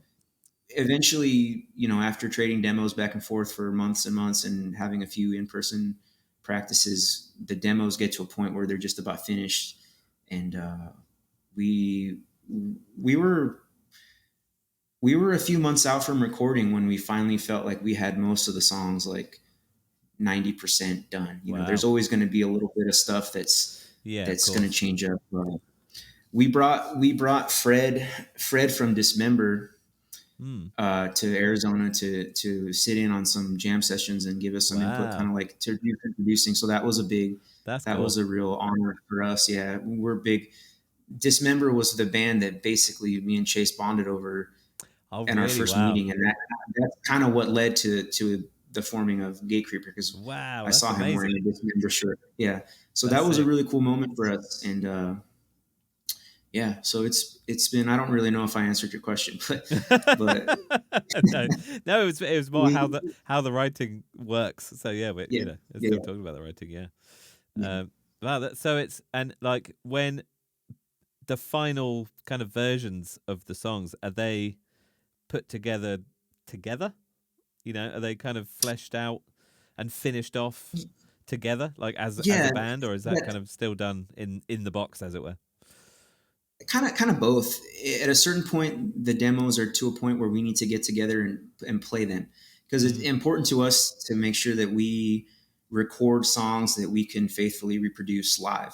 So Yeah. we got to show up together, see how it sounds when we're all playing it together. You know what Mm. I mean? Because Mm. maybe it sounds like a good idea on the demo, on the GarageBand demo, but when we get together in the room and we're all playing it, maybe it just doesn't Something's a sound bit as good. off. Yeah, Mhm. totally, Yeah, totally. so Mm. the demos will get to a point where we need to see if they sound good when we're actually playing it, and Mm. that's kind of like getting very close to the completion of the song. That's probably, for us, that's probably like the last step, of course. Yeah, And then yeah. we did a lot of pre-production. We tracked the entire record. We demoed it a few months before we actually went to record the record. Oh wow! So So you we did a also like a had full pre-production beforehand, mhm, basically. yeah, Wow, cool. we had an idea of what things were working and what things weren't, and it gave me a real good idea of like where I was at with my parts, hearing Mm. them recorded, because it's different when you're sitting there in the rehearsal room with the headphones on playing. Yeah, Then you totally. actually have it recorded. You're like, oh, this doesn't really sound as good as I thought it did, and maybe I Yeah, need to totally. rethink this. I really like that. That was Mm. something new that we'd done this time, and I felt it was very helpful in helping me get the parts to be completed. Mm. And as far as how you approach your part specifically, aside from the band as a whole, how do you write? Like, obviously you're kind of um anchored a lot of the time by the program drums or whatever that you've been sent. But Mhm. are you going down a route that's like, do you kind of play as basic as you can and go from there, or sometimes do you have wild ideas that you try Yeah, and that kind of my tendency is to start simple and go and branch out, and a lot of Mm. times, like, I'll have an idea. Like I said, when I'm not working on the band, I'm doing a lot of practicing on my own, like just messing with little tricks and stuff, and kind of see what I can incorporate into my playing that sounds good and feels good to me. Mm. And I'll, on this recording and on all recordings in the past, I've always come to it with, a couple ideas. Like, I'm going to find a way to make this work in Mm. this record. I'm going to find the spot where this cool idea that I have is going to work. And I'm going to, as Tastefully, long as yeah. I can, as long as I can integrate it, seamlessly, I'm Yeah. going to find a way. That's like a challenge for me. Like, I'm going to find a way to make this thing work. I'll have two or three things on this record. I had like two or three things. I was like, I'm going to make this. I'm going to figure Yeah. out how to do this. I'm going to I'm do gonna this in fit this this spot. in, I'm going to god do damn this. it. Yeah. Yeah. And, sometimes it doesn't work. And sometimes somebody needs to be like, hey, that sucks, and that happens. But And that that hurts is, for me, sometimes, that's doesn't one it? of the things. Yeah. That's one of the things that I enjoy about it. Cause in general, like, I think over the years, we've all kind of got to the point where we're trying to write good songs with Gatecreeper. And I know that's kind of like a cliche, like that's an old drumming cliche, play for the song, Yeah, yeah. this and No, that. but But I know what you like mean. that's just the band that I'm in. Like, the band that I'm in doesn't call for like 300 BPM gravity Mm. blasts, Mm. Could I do that? I could try, but would it be appropriate? Yeah, No. So I need yeah. to, I need to be mindful of that. Like, when we're writing these parts, like, we do fight about them and argue about what's cool and what's not cool. But Mm. ultimately, I want to be playing drums that are serving the song. The Mm. band is very riff focused. You know what I mean? For us, it's all about riffs. So Yeah, I don't yeah. want to be playing anything that's like, I'm not trying to force polyrhythms over these really simple 4/4 riffs. Like, that's just not what I need to be doing. So Yeah. if for me, the challenge is always to find a way to pick my spots to do something a little cool, little trick here and there. And also, I need to keep in mind that I'm going to probably have to do it live. So I don't want to Yeah. overextend myself, because you can make a lot of things work in the studio that you probably can't do live. Yeah, And I don't exactly. think, there's a lot of trickery in the studio these days, and I don't think there's really anything wrong with that when you're making a record. But for me, something to always consider is that I want to be able to play it live. I want to be able to play the exact thing that's on the record live. I don't want to play Yeah, a I know what you mean. simplified version of something that's recorded just to get by. Yeah, So totally, totally. Yeah, and that's uh strangely, luckily played in a whole ton of bands, and one of the bands I played in was a super technical, super fast, triggered everything band as Trigger, well, which is Trigger the Bloodshed. Trigger the Bloodshed. Yeah, exactly. So Yeah. I'm surprised you know that name, and but it wasn't until Carcass where I really realized about that whole overplaying in the studio thing, because again, I think Mhm. Trigger was so extreme that everything was extreme. Like all the old Yeah. songs that I learned before I joined the band were extreme. So I was just in that kind of extreme mindset. Mhm. Whereas with Carcass, it was there was a couple of songs on Surgical Steel, the previous album that we did, where I completely overplayed in the studio, completely. And because Mhm. playing with Carcass is such a different beast, it's because I have to hit a lot harder than any other band that I've played in. There's so many more Yeah. dynamics. Like, a lot of it is dynamic single stroke rolls or dynamic stuff Mhm. around the kit. It's not just one dynamic, which is actually a lot easier to to perform with, I find, than if you're moving Yeah. around dynamics, because your body moves completely differently. And yeah, one of the songs is Unfit for Human Consumption, which we used to play live all the time, and Mhm. I hate it now. Because Yeah. we haven't played it in a while, but every time we'd come to that song, I'd be like, fuck, like, I don't want to Yeah. play this, because I did in the studio. I was like, yeah, this is sick. Like, look how Yeah. cool this is, and Yeah. I'm gonna show my drumming friends all these fills and all these Mhm. little bits. Yeah. And then playing it Yeah. on tour every night, I was like, what the fuck is wrong with me? Like, this sucks. I'm not Yeah. enjoying this at all. So it's That's the kind of song where you have to be mindful of where it comes in the set list to make sure you have yeah, enough. oh, You're dude, you're, totally. you're just warmed up enough, Yeah, but yeah, you're not too tired. It's got to exactly, be at the perfect spot to exactly. have the And right amount of gas in the tank. So. but you're totally right about that. It's one of those things, and I think sometimes you can't even tell until you start touring with it. Sometimes, Mhm. if you have done too much, because again, like in the studio, it might feel That song specifically, and there was another song on that album. I've totally forgotten which one it is, but because we never played it live, thank God. But Unfit, that one in the studio, it already felt kind of tricky, you know. But there can sometimes be songs that they don't feel that bad in the studio, but then when you tour with them 5 weeks, you know, every single night, like on night 4, you're just like, fuck, how am I going to do this every day? It Yeah. wasn't that hard in the studio, I swear. Like, you know, and maybe it Well, goes back to that's good. the you know, the changing thing too, because you know, as you Mhm. know, you can record an album and then it doesn't get released for a year or 18 months or whatever, and in that time you may not have necessarily played that thing again, or you know, used that idea or that feel or what, and as you said, kind of relearning again what you haven't played Mhm. since you recorded it, and it's just like, Yeah. crap, like I only played this once in my entire life and now I have to play it every Mhm. every single night. So, Yeah. yeah, sorry, you were going to say. No, the other thing too that I find is, how there's such a big difference between practicing by yourself at the rehearsal room and you Mm, got this song with these parts and you're nailing it, everything sounds perfect and you're really happy about it.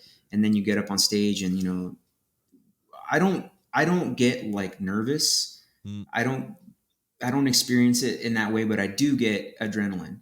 And I feel yeah, like yeah, that's probably why most of us do this, because that feeling of that excitement of playing with the crowd, you yeah, can't account for that at practice. Like yeah, totally. I try, but you just can't. When you get up on stage and you're fired up, and like maybe the first song starts off 5 BPM faster than it should be, Mm, and that kind of carries over to the next song. And yeah. before you know it, you've played 4 songs 5 BPM faster than it should be, and that's a little bit of gas in the tank that you used up that you weren't expecting.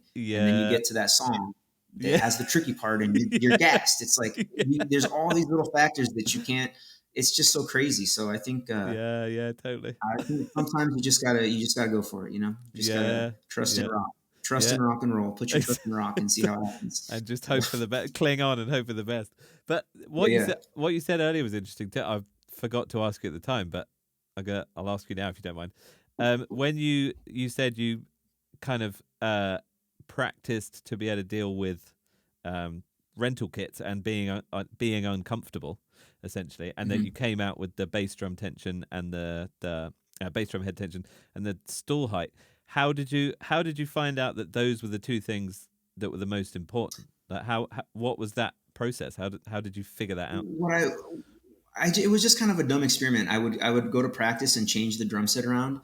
I Mm. have a really big kit. Like I play a pretty. My setup is basically like a standard 5 piece with 2 bass drums. So I have two Yeah, rack, a floor, a snare, and 2 bass drums. Just because I aesthetically like, I think that yeah, looks cool. I like yeah, that. totally. But but I have the kit that I bought a couple years ago. It's like a 10 piece kit. I have like 20 rack. I don't really have 20 rack toms, but I think I have an 8, a 10, a 12, a 13, a 14. I have a 16 and an 18 floor tom. Wow. So I would just play with it. I would just mess around with like changing the setup or moving it around or moving the rack toms a little bit to the left or whatever, just making it a little bit uncomfortable every day so I could get used to having to do something that just didn't feel right. You know what I mean? Mm, But but over my experiments, I realized that the one thing that would really throw me off is if my bass drums didn't feel good, because wow. that's my foundation. And Yeah. as I said earlier, I'm very physical with my playing, so I have to feel the impact of the bass drum. Mm, If it's too soft or if it's too tight, it changes the way the physical feedback that I get, and it throws me mm, off mm. because my balance is so tied up to feeling the feedback from the bass drum. If Yeah. I'm not getting it the right way, I start to feel wobbly, and that Wow. I can adapt to most other problems besides feeling wobbly. Like the crash Yeah. cymbals a little bit further, I'll be fine. Yeah. Whatever the tom isn't at the right angle, I can figure it out. Unless it's like I'm pretty short, so if the Yeah, rack it's tom is like right too up here. tall, and I'm like that's a problem. But for the most part, I can handle most situations except the way the bass drum feels, and the seat height, it ties into that, because the Yeah. way I sit, it changes the way that the impact feels for me. The leverage I can get from my leg. I mean, it's true for all drummers. When you change your seat Yeah, height, totally. it changes the way your foot interacts with the pedal. It changes the way you feel the leverage of it. So those Mm. are the things that I need to be just right. So Yeah, that's. It just came from experimenting. I think that's amazing. Yeah, because I've never done it, and I'm really intrigued now. Like again, I have to play a lot of rental kits because of the situation I said, flying in and out for festivals. But I've never really honed in, even after I've been with Carcass 11 years now, and we do it almost every year. And I've been in previous Mm-hmm. bands doing the same thing, but I've never really sat down and thought like, right, what's the thing that needs to be a constant? I know for a fact it's seat height. That's one of them, but Yeah. yeah, I haven't thought about the other one.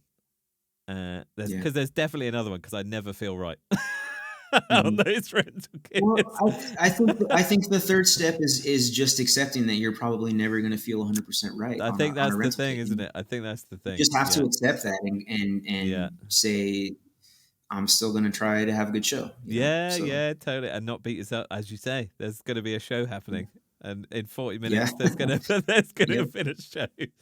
yeah, Um, but yeah. So as you've heard the podcast before, I'm sure you know about the quiz.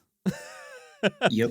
Cool. So I thought a little bit about it. yeah, okay, cool. So I've just seen the time, and I was like, right, I need to get on with this quiz because it could take a long Okay, time. fair, fair. So you know what to do. This is Yeah, I oh, think okay, cool. So I just give you two things, and you just tell me which you prefer, sure. and then we will maybe discuss those things. Okay. Cool. So first one, coffee or tea? I like right now. I'm more in a tea phase, but I do like both. Okay. But I'm a big matcha drinker. I Ooh, love matcha, is that the green and I've kind of tea, also yeah, it's like the the green one. syrupy kind of green tea? Yeah, It can be syrupy. It starts as a powder. It that's starts okay. as I know that. Yeah, as yeah, a yeah. powder, and then it. But sometimes you can mix like if you want to. It's not a sweet tea on its own. So if you get it at Okay. the shop, they might put like some honey or some lavender or whatever in it. But Mm, on its own, it's just a powder. It's kind of it's got a very bright, almost minty flavor on its own. I So, don't think I've but ever it's had good it. for your brain. It's really good for your Ah, brain. I like to drink it in the morning before I head to practice, before I head to okay. the studio to practice. It just gets me awake and focused. So, It does have but I caffeine also in been too, right? Naturally. it's got a lot of caffeine. Oh, okay. Yeah, I, it's it's got more caffeine than coffee, I think. Oh shit! Oh my god! Um, Wow. uh, Also, I've been getting into. I don't know if people in London actually drink this, but London Fog. You ever London. heard of that drink? I have. I don't. Yeah. What is it? You'll have to remind me what it is. It's like a tea. It's like a tea with milk, more Oh, like is it a just black black tea tea with with milk, milk? maybe. Yeah, and you can put a Wow. sweetener in it. It's kind of nice, kind of I've nice. I've never.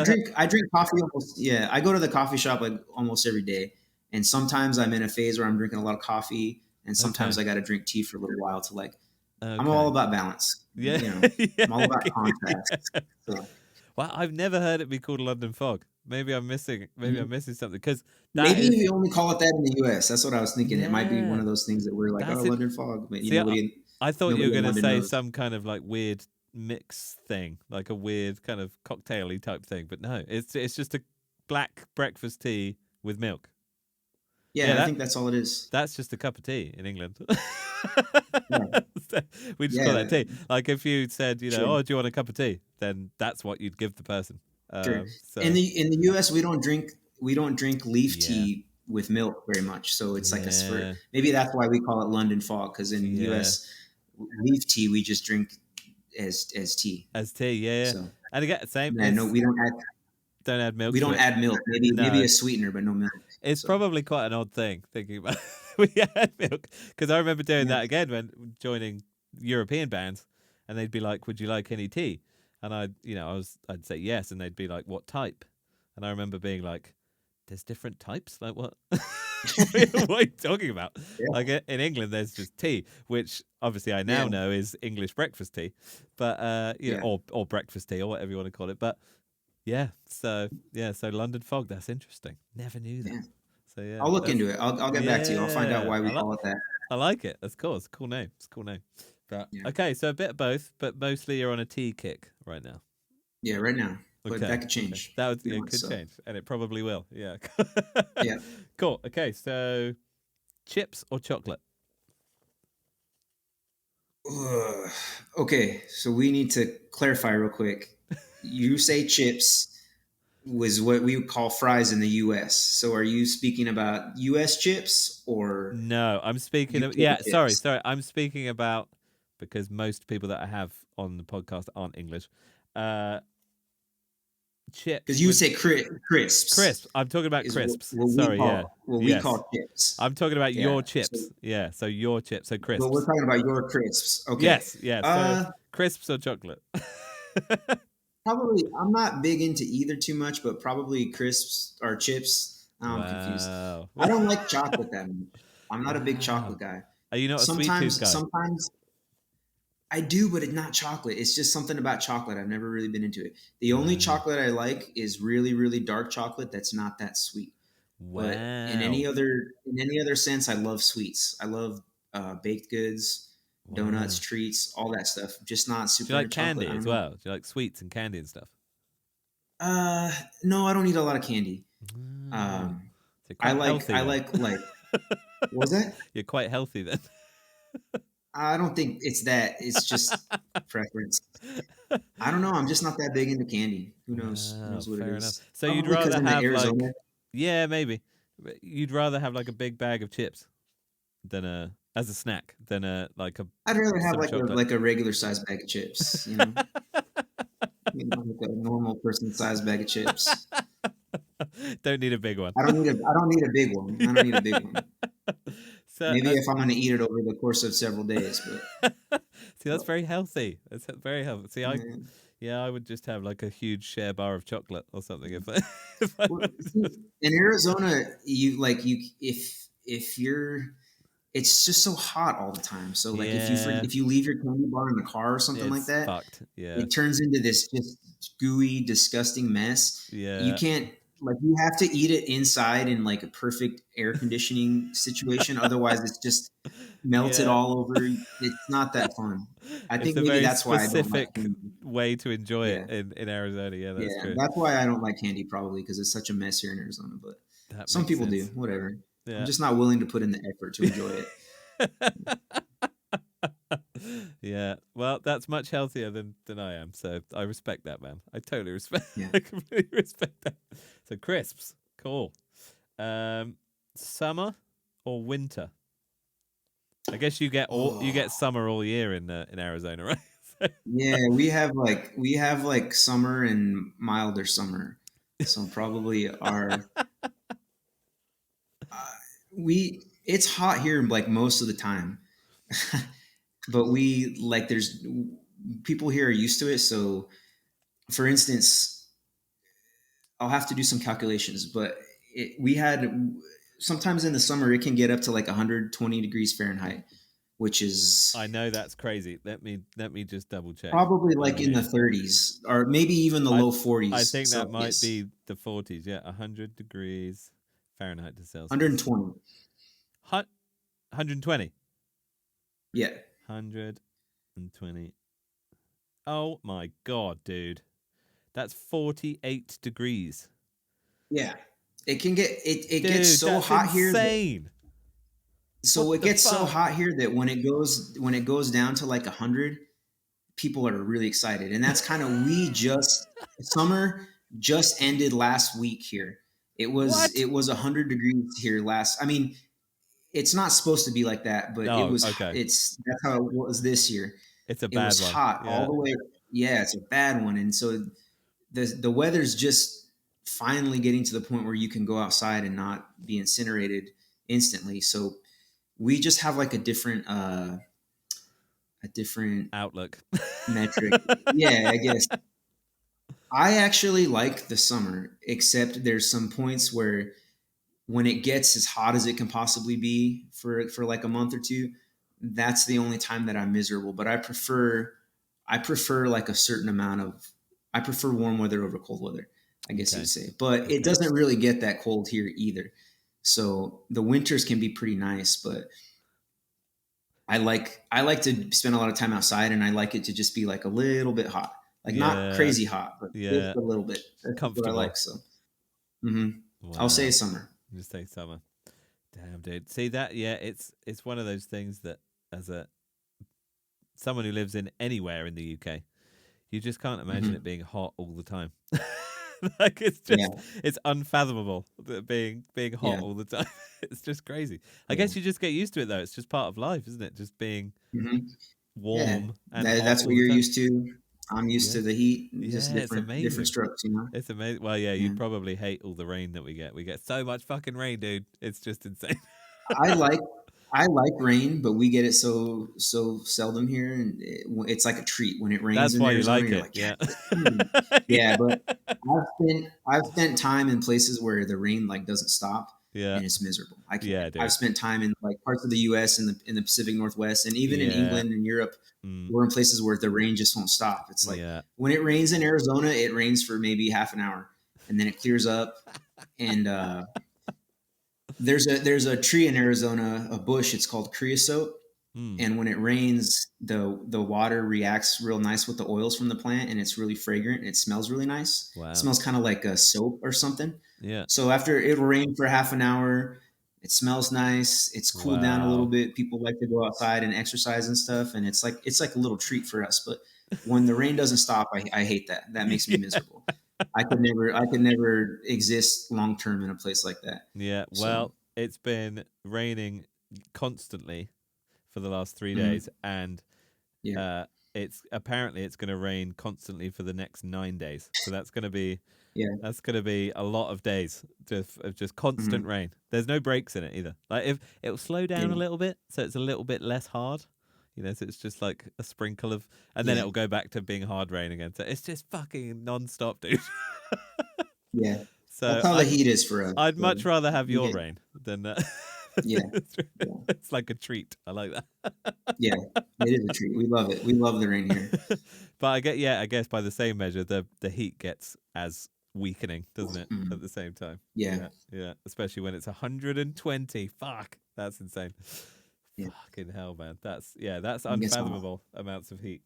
Um, okay, so Maybe one day you'll be here when it's that hot. yeah, yeah. I don't think I've ever experienced 48 Yeah. degrees You heat. were No. here. What you were here in April, or I think. I think it was April. Yeah, and Yeah. yeah, it was April. Yeah, it was So April. it's That's right. warm Yeah, in April. It's getting warm, but it's not. It's mm, just ramping up. So yeah. We did it's not quite. last May. I think it was. We did. I think we played Tucson. I think at the um, what's it called? What's the name of the venue there? You were at The the name of Rock? the venue, No, and is it not the Rock? No, no. no, you were at gosh, the venue is the address. It's a street number. It's It's a got numbers number. in it. Yeah, I remember that. Yeah, Yeah, that's the it's one. because it's the name of the venue is the street number, but I That's can't right. I That's can't right. I know the venue. Yeah, It's yeah. a cool venue. Really cool. Yeah, and I remember it was around because we got our phones out and everything. It was like Mhm. 40 or something, 39 or 40. Yeah, And I yeah. remember That's we that's were pretty hot, dying. We but were not. fucking dying, dude. So Yeah, 10 degrees yeah, more than that pretty much. It's hmm yeah, insane. Absolutely insane. So yeah. yeah, It's bad.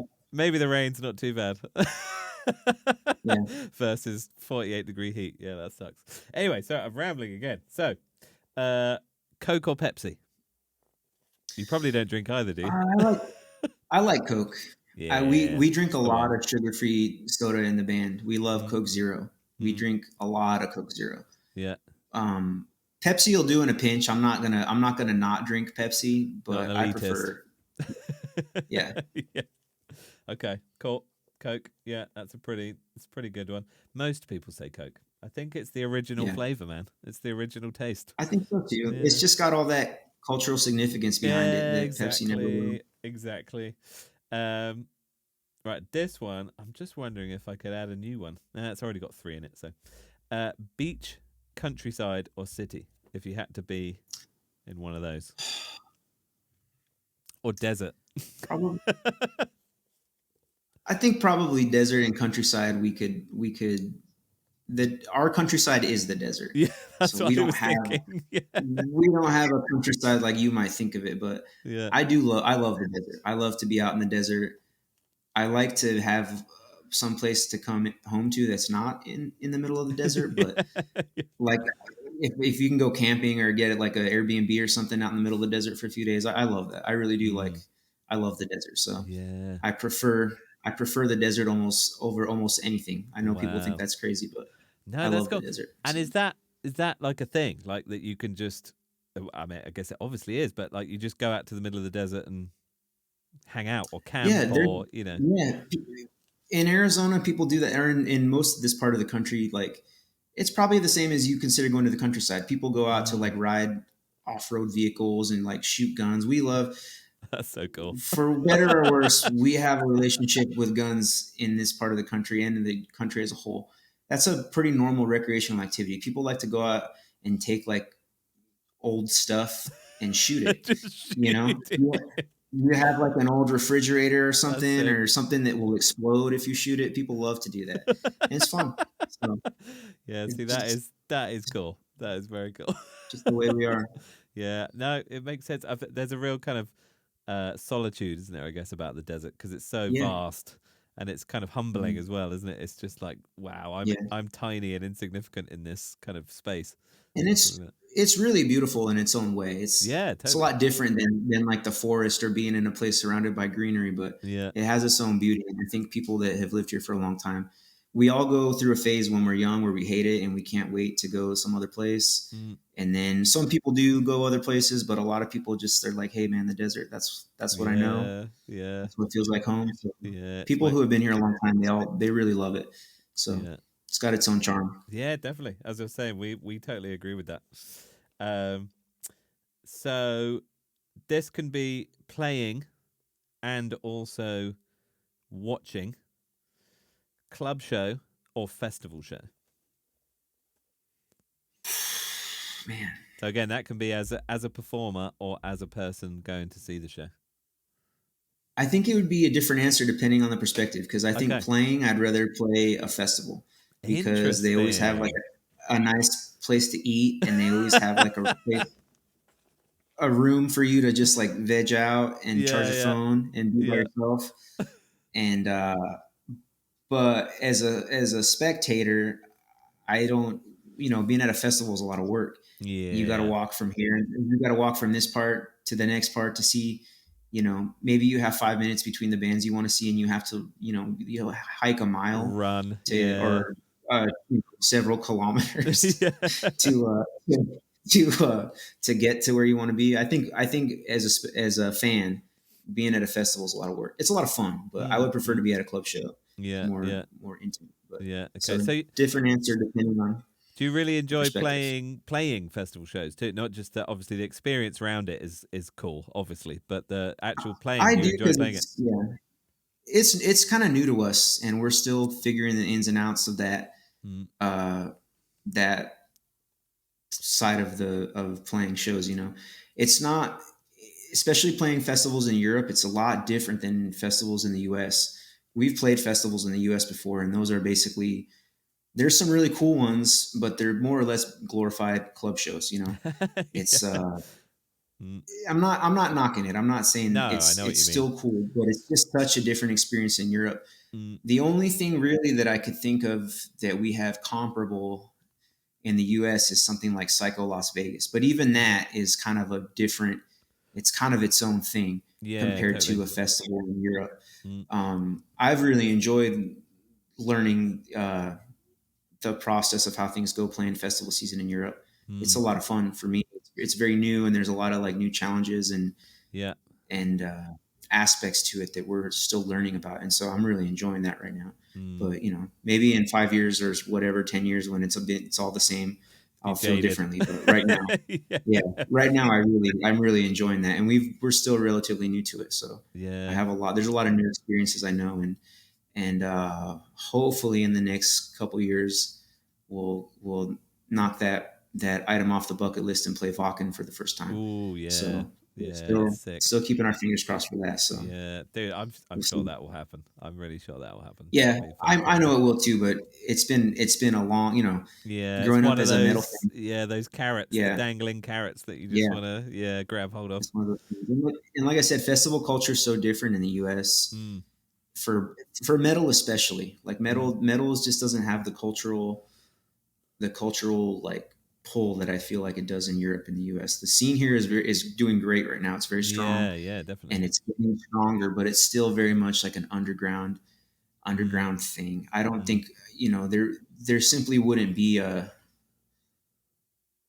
an audience for the type of metal festivals that they do in Europe. mm, Slip actually, this Knot Fest is starting to become a pretty cool festival. yeah, But years ago we had Ozfest, which was cool, that's right. That was a similar but kind of thing, right? Mm, when it stopped, it left a big vacuum, and nothing's really. I feel like mm, Knot Fest is getting close to filling it, but it's still yeah, not quite on the European level yet, in my opinion, yeah, for some of those festivals. So yeah, yeah. It's definitely its own thing, isn't it? And it's a and there's definitely there's countries that do it better than other countries. Even in mhm. it's you Yeah, can't. It's hard to say Europe as a whole, even though the whole culture is a lot more festival driven.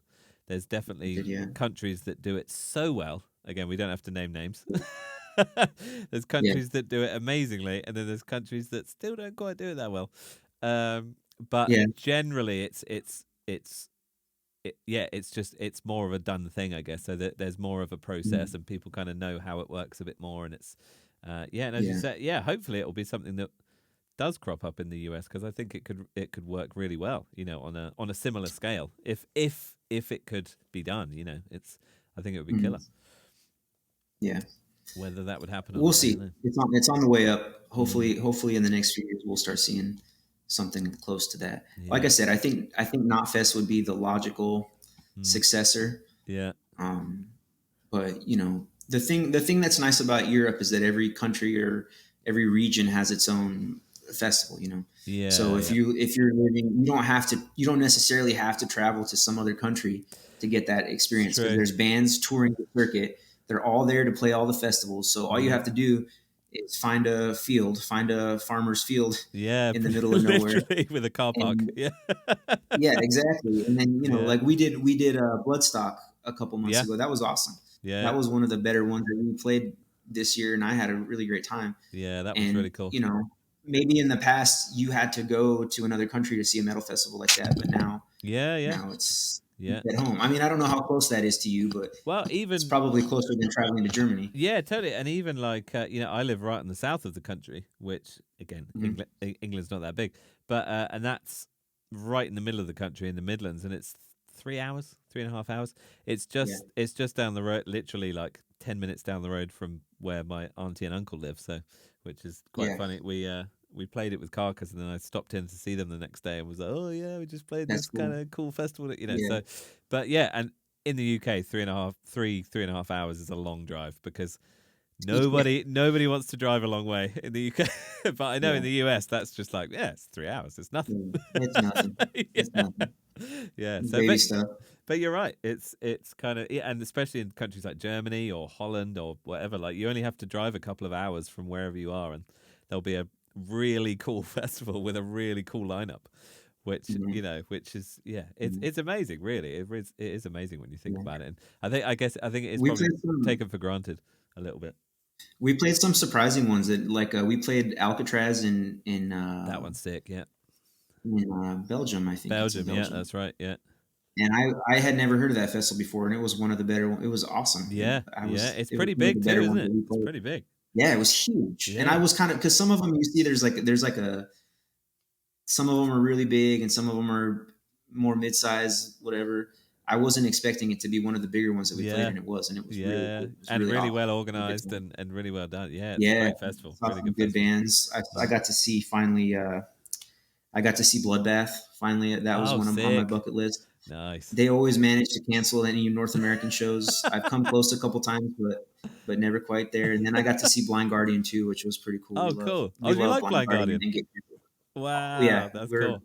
most of the guys in Gatecreeper are really big power metal fans, so we love Wow. that stuff. Wow, I would have never assumed that. That's fucking cool.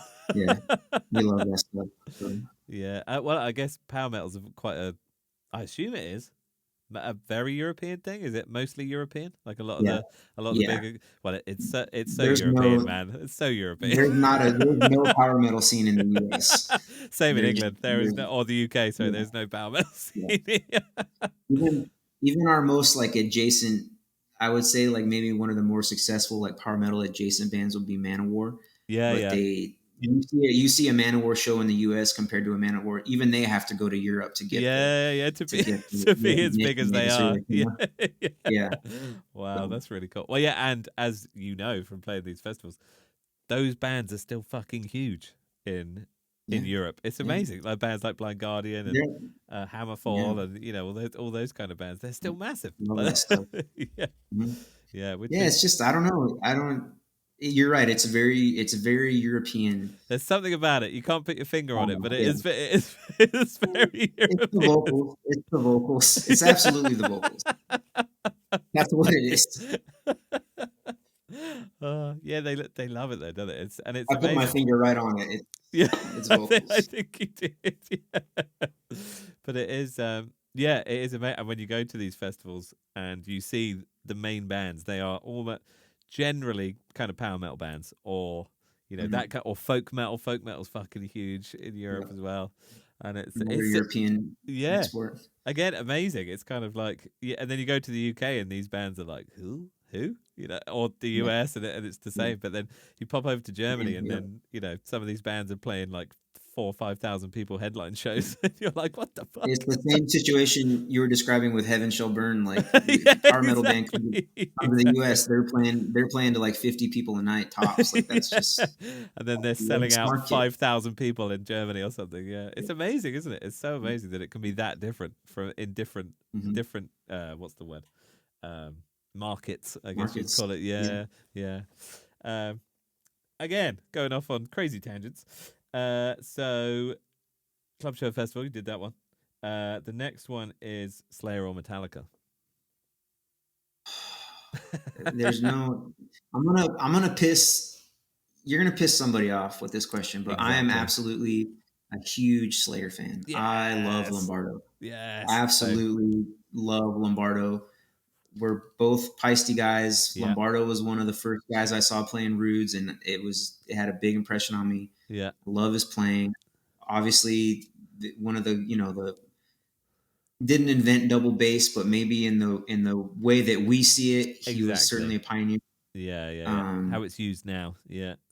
and yeah, Metallica, no disrespect, great band, Mm, amazing band, very important band for the genre. I will never dispute that. I just love Slayer. Love yeah. Slayer. Yeah. I'm with you. Um, Seasons in the Abyss, gonna that's like that's my favorite. Like I'll listen to that working out or when I need to get motivated for something. The song or the That's album where I go. or both. The album. Yeah. Yeah. Yeah. Is that your favorite? Yeah. That's my favorite Slayer record. Yeah, it Yeah. is. Fuck yeah, dude. No, I know there's Same. more like true choices, but I just love that record. Well, I The think. opening track, War Ensemble, Oh, I know. that crazy feel. Iconic. That Yeah. yeah, Fucking iconic, dude. he's the master. I love Lombardo. The more I So speak to people as well, because I've got this whole thing. Me and our guitar tech, who is, he's one of my closest friends. We've been best friends for.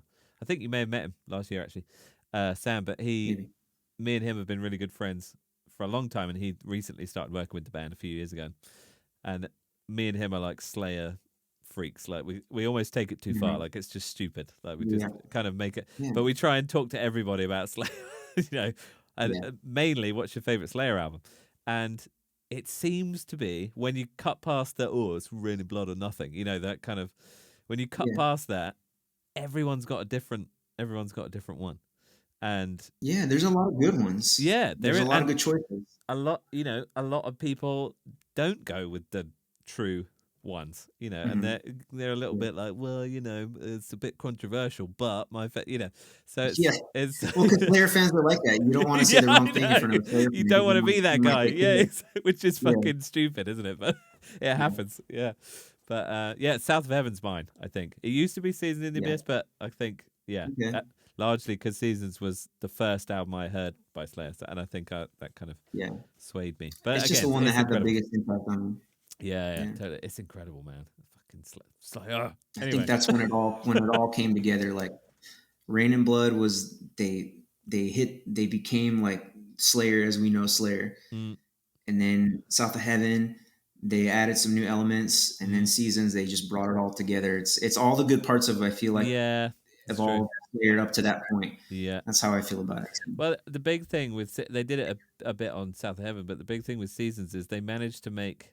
I mean, bands had done this before, but they did it in such a great way. Was making slow songs equally as heavy and like Yeah. more evil than the fast stuff. Mhm. Like, you're Yeah. just like, I don't when I'm listening to it, I don't see it like it has such a forward motion. mm. Even when it does slow down, it doesn't You feel don't like really notice it that you're doesn't feel listening like to a slow yeah, song. Yeah, I know what you mean. I know what yeah, you it mean. doesn't feel like they're hitting the brakes. It's just Yeah, it still feels very like yeah. pummeling. There's and Cool. going back to what we were saying about you guys, it's that energy, isn't it? Slayer is just Yeah. energy in a box. Like that is Yep. just for everything Yeah. they do is just energy, energy, energy, energy. Whether it's Hmm. slow, whether it's fast, whether it's whatever it is, you're just like, you can just Yeah. feel that fucking intense Exactly. Yeah. energy. Yeah, exactly. There's no band like Slayer. Slayer No, is absolutely. R.I.P. Dude. Fucking hell, the best, the yeah. best. Rest in peace. I'm so glad that you said Slayer, and we could talk about Slayer for hours, and we've already been speaking for hours, so We'll do a you'll separate do a whole podcast about separate it. podcast on that, yeah. Right, so again, this is playing or listening to blast beat or groove. What would you rather listen to? What would you rather play? I think both. In both cases, for me, it's Okay. groove. I like blast beats, but I tend to get when there's music that's just blast beats. You know, Mm. from start to finish. I'm always waiting. For me, I'm always waiting for the part of the song where it gets interesting. You know what I Yeah, mean? I know what you mean. When I The hear a drummer, payoff. it's very impressive. Mm. Yeah, it's very impressive to hear a drummer blast for like 3 or 4 minutes. But when that happens, I'm always kind of like, well, when does a song get interesting? Yeah. I feel, I mean, metal's come a long way in the past 20 years or so.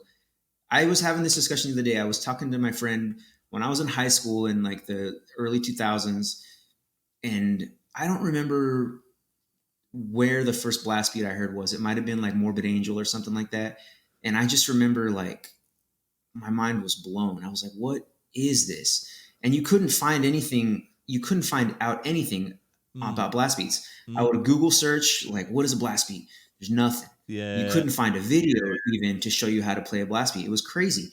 And then to see like how far it's come in just a few years, Yeah. is blast beats are everywhere. And the proficiency which people can play blast beats with is Yeah. really cool. Mm. But I feel like it's come so far that it's almost like meat and potatoes playing for a Yeah, metal drummer at yeah, this point. yeah. I know what you mean. It's cool, but like the drummers that I like to do it, like I already talked about Hellhammer. Mm, Hellhammer, I like that kind of a lot of accented blasting. And you mm, do that too. You do a lot of mm, stuff off the ride bell, yeah, accented blast on hi hats. Like there's got to be something to make it dynamic yeah, and interesting for me to be engaged. If yeah, it's yeah. just a dude playing 300 BPM really fast, Yeah, I get tired of that. And a yeah. lot of drummers too, like we were talking about earlier, like they have that the drum set's so triggered that the dynamics are already decided. Like Mm, no matter how hard or how soft you hit it. I know triggers have come a long way too, and there's triggers that can articulate dynamics, but it's still not the same. And I feel like one of the reasons drummers use triggers is to get that consistency. But when yeah, everything's definitely, just the same definitely. volume, start to finish, it just sounds to me like puts me to sleep.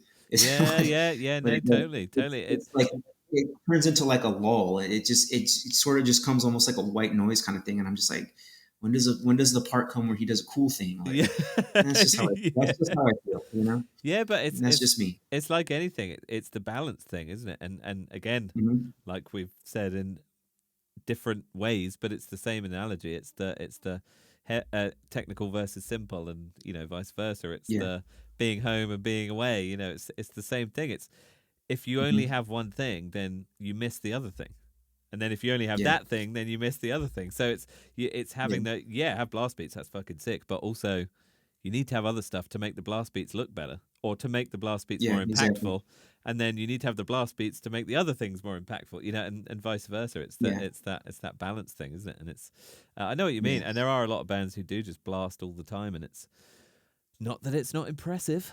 But as you say, yeah, it's is there a song there? Is yeah. there a payoff? Is there a It's kind of that's I see what you're saying. I totally see what you're saying. For me, like if you're gonna do a song and try to make it like extreme, I'd rather hear like a double bass part underneath the song Yeah, because that's just my preference. I love you can groove a lot with double bass, but like definitely. even like listening to like Bolt Thrower or something, Yeah, yeah. there's songs where the double bass is like duka duka duka duka duka duka duka for the Mm. whole song, and Yeah, I yeah, I it's still true. think for whatever reason I like that, and I know it's like a similar move to doing a blast beat for the whole Yeah. song. It's just my preference. It just No, sounds heavier to me, I know what you mean, and grooves more. there must be something about groove because like when you put it like that, I could listen to a whole song with groove, with a Mhm. very simple groove, and not Yeah. really be aware of the fact that it is just a simple groove. Whereas if you're Mhm. listening to a blast beat for 4 minutes, you're aware that you're listening to a blast beat for 4 minutes. You know what Yeah. I mean? Because Yeah. it's I guess there's something about a groove that it feels less monotonous. I don't know why. I don't know why. Yeah. It all depends on the song too. If the song Yes. sucks, then it's Yeah. Yeah. No. whatever you're No. playing is going to be Yeah. terrible. Yeah. For sure. Yeah. Okay. So groove. That makes sense. That makes total sense. Um, okay. This is the last one of the. I guess this is this quiz, and I've got a new section of the podcast, Okay. which again, this is taking ages. I'm so sorry, man.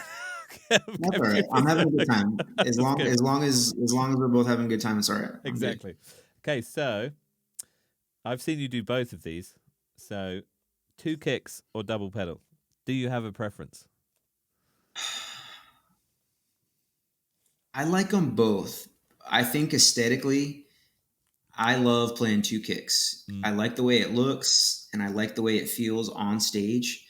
Um, I like being able to get the separation of the strokes on two kicks compared to sharing them on one kick. mm-hmm. Uh, I just like the bombastic sort of nature of it. Having two kicks, it's extremely unnecessary in all situations, but it's awesome. There's no, especially it kind of because we're kind of at that level. Like we're still playing a lot of clubs. I'll show up to a club sometimes and the loaders are like, oh great, here's this guy with two kick drums. He's got like a 5x4 area to set up his drums and he brought two kick drums. Yeah. Who's this asshole? But you got to give the people what they want, and I Yeah, think totally. metal people in general love. As a fan, Mm, I love to see a guy playing two bass drums. It just looks, and as a drummer sitting behind it, feels like you're driving a tank. It's like yeah, there's I know what you something mean. that makes it feel like real. It's like driving a big It's truck or like something. I don't know. yeah, it's like having like a fucking like an army in front of you kind of thing, Yeah, it's a really cool feeling. Yeah. It's probably compensating for something also, but Let's but not go down that road. it's That's fine. yeah, it's a good feeling. I love playing two bass drums, but I also see the practicality of playing in the studio. Like I would never take two bass drums to record. Yeah, That's yeah, yeah. that's Yeah, yeah. I that's just not something that's like an unnecessary complication in my Mm, opinion. mm, And also, a trick that I've been using recently and that I've seen like I know Don from Obituary does this. He sets up the two still to double look pedal. like he's got two Yeah, and he's playing a double pedal on one, yeah, and that exactly. makes it a lot easier, like especially if you're in on tour or something and you don't know who the sound guy is going to be or whatever. If it's a lot if you meet a sound guy who's just like not having a good day or he's like a pain in the Yeah, ass yeah, and he's like, oh, you got two bass drums and now I gotta do this. It's like, yeah, well, we'll just set it up on the one. yeah, The one is a dummy. yeah. It's nice to have options, but aesthetically live I would prefer to have two. That's my Mm, favorite. So yeah. Cool. Yeah. So the new thing that I've added in is I get the previous guest to ask a guest to the next guest. okay. But the previous guest, so yeah, Yoka was the previous guest. He didn't know that Okay. he didn't know who I was going to speak to next. So he just gave Okay. he made up a blanket question. So Got it. Got it. I'll ask you his question, and then if I can get you to ask me a question, and then Sure. we'll Be the see next guy. who the next person. I actually don't know who it is yet. So Cool. Cool. so his question was quite well, yeah, it was a bit more kind of fantasy than I was expecting. I was expecting it to go. It's not weird. I Don't worry. wouldn't have It's seen not that weird. It's coming. not weird. Yeah. Oh, actually, yeah, he's in No, I love. a Viking metal band. I guess maybe I should have seen that. We love those guys. I finally just met him a couple weeks ago. Oh, We played cool, with cool. them. We flew out to play one, or we drove out to play one show at the end of their. They were just doing that tour with Ghost, Oh, and they that's had right. Yeah, like we spoke one about that. headliner Yeah, show. yeah. Wow, Yeah, cool. they played one headliner show at the very end of that tour, and we drove out to California to play with them. So I Wow, got to that's chat cool. with him for a That's little bit. good. Yeah, he's cool. He's He's very a cool cool. guy. Yeah, they're all very super chilled. Very, very chilled. Very nice people. Um, but yeah, so his question was, would you rather be able to fly? Was it? Hang on. Let me see. Was it 1 hour a day? Yes. Okay. So, would you, would you be able? Would you rather fly for 1 hour a day, every day, be invisible Okay. for 1 hour a day, or Oh man. travel at the speed of light for 10 minutes a day? So yeah, not to do with drumming or anything, as you, as you Yeah. can tell. Yeah, I don't want to make it too technical, but I wonder how fast I could fly if I was flying. 'Cause that's Because you only get an hour, so yeah, you want to make exactly. the most of that hour. I think I'd probably choose to travel at the speed of light for 10 minutes because I Ooh, could probably get pretty far. that's I true. think it'd be cool to be able to go visit your friend for breakfast or something far That's away true. I guess and then be back home in an hour, and then an hour later you're back home. I it's think that'd be really cool. it's a version So, of flying, isn't it? I guess it's a yeah. really fast version of flight, so it almost Mhm. mixes the two together. I don't know how far I could go in 10 minutes, Mm. but probably pretty far. Well, yeah, and he said it doesn't have. This is how specific it became. Yeah, it doesn't have to be like when you take off and fly. You have to be up Uh, for an hour. Like you could just go up for 10 minutes and yeah. come back down, and you've still got 50 minutes Yeah, I left. So see. you can I do it. see. You could do it in chunks. So same with the speed of light thing. Yeah, You could do 2 that would be minutes at the pretty handy speed of then. light. Yeah, it'd be sick. I mean, it's Mhm. never going to happen, but Yeah. You could essentially have you could like work in another state or another country even exactly, especially with the and speed of be and light live. thing. Yeah, Yeah, yeah. that'd be cool. I think that's my choice. I think that'd Okay, be really cool. okay. Speed of light. I like that. That's good. Um, Yeah. thank you very much, man. This has been so Yeah. much fun. Thank you for taking all this time. It's been a very, very, very long time, Yeah. but it's Thanks for having me. because it's been I so had a much killer fun. time. Same, man. Thank you so much, and I hope we cross paths at some point. Maybe next festival season I'm sure we will. or somewhere. Yeah, Yeah. yeah, absolutely, man. Well, I'll see you soon, I'm sure. Absolutely. One way or the other. So, And good luck on the boat. I look forward to hearing about yeah. how bad or good it goes. I'll let you know for sure. Yeah. So, Cool. All right. Thanks, man. Speak soon. all right. Take care.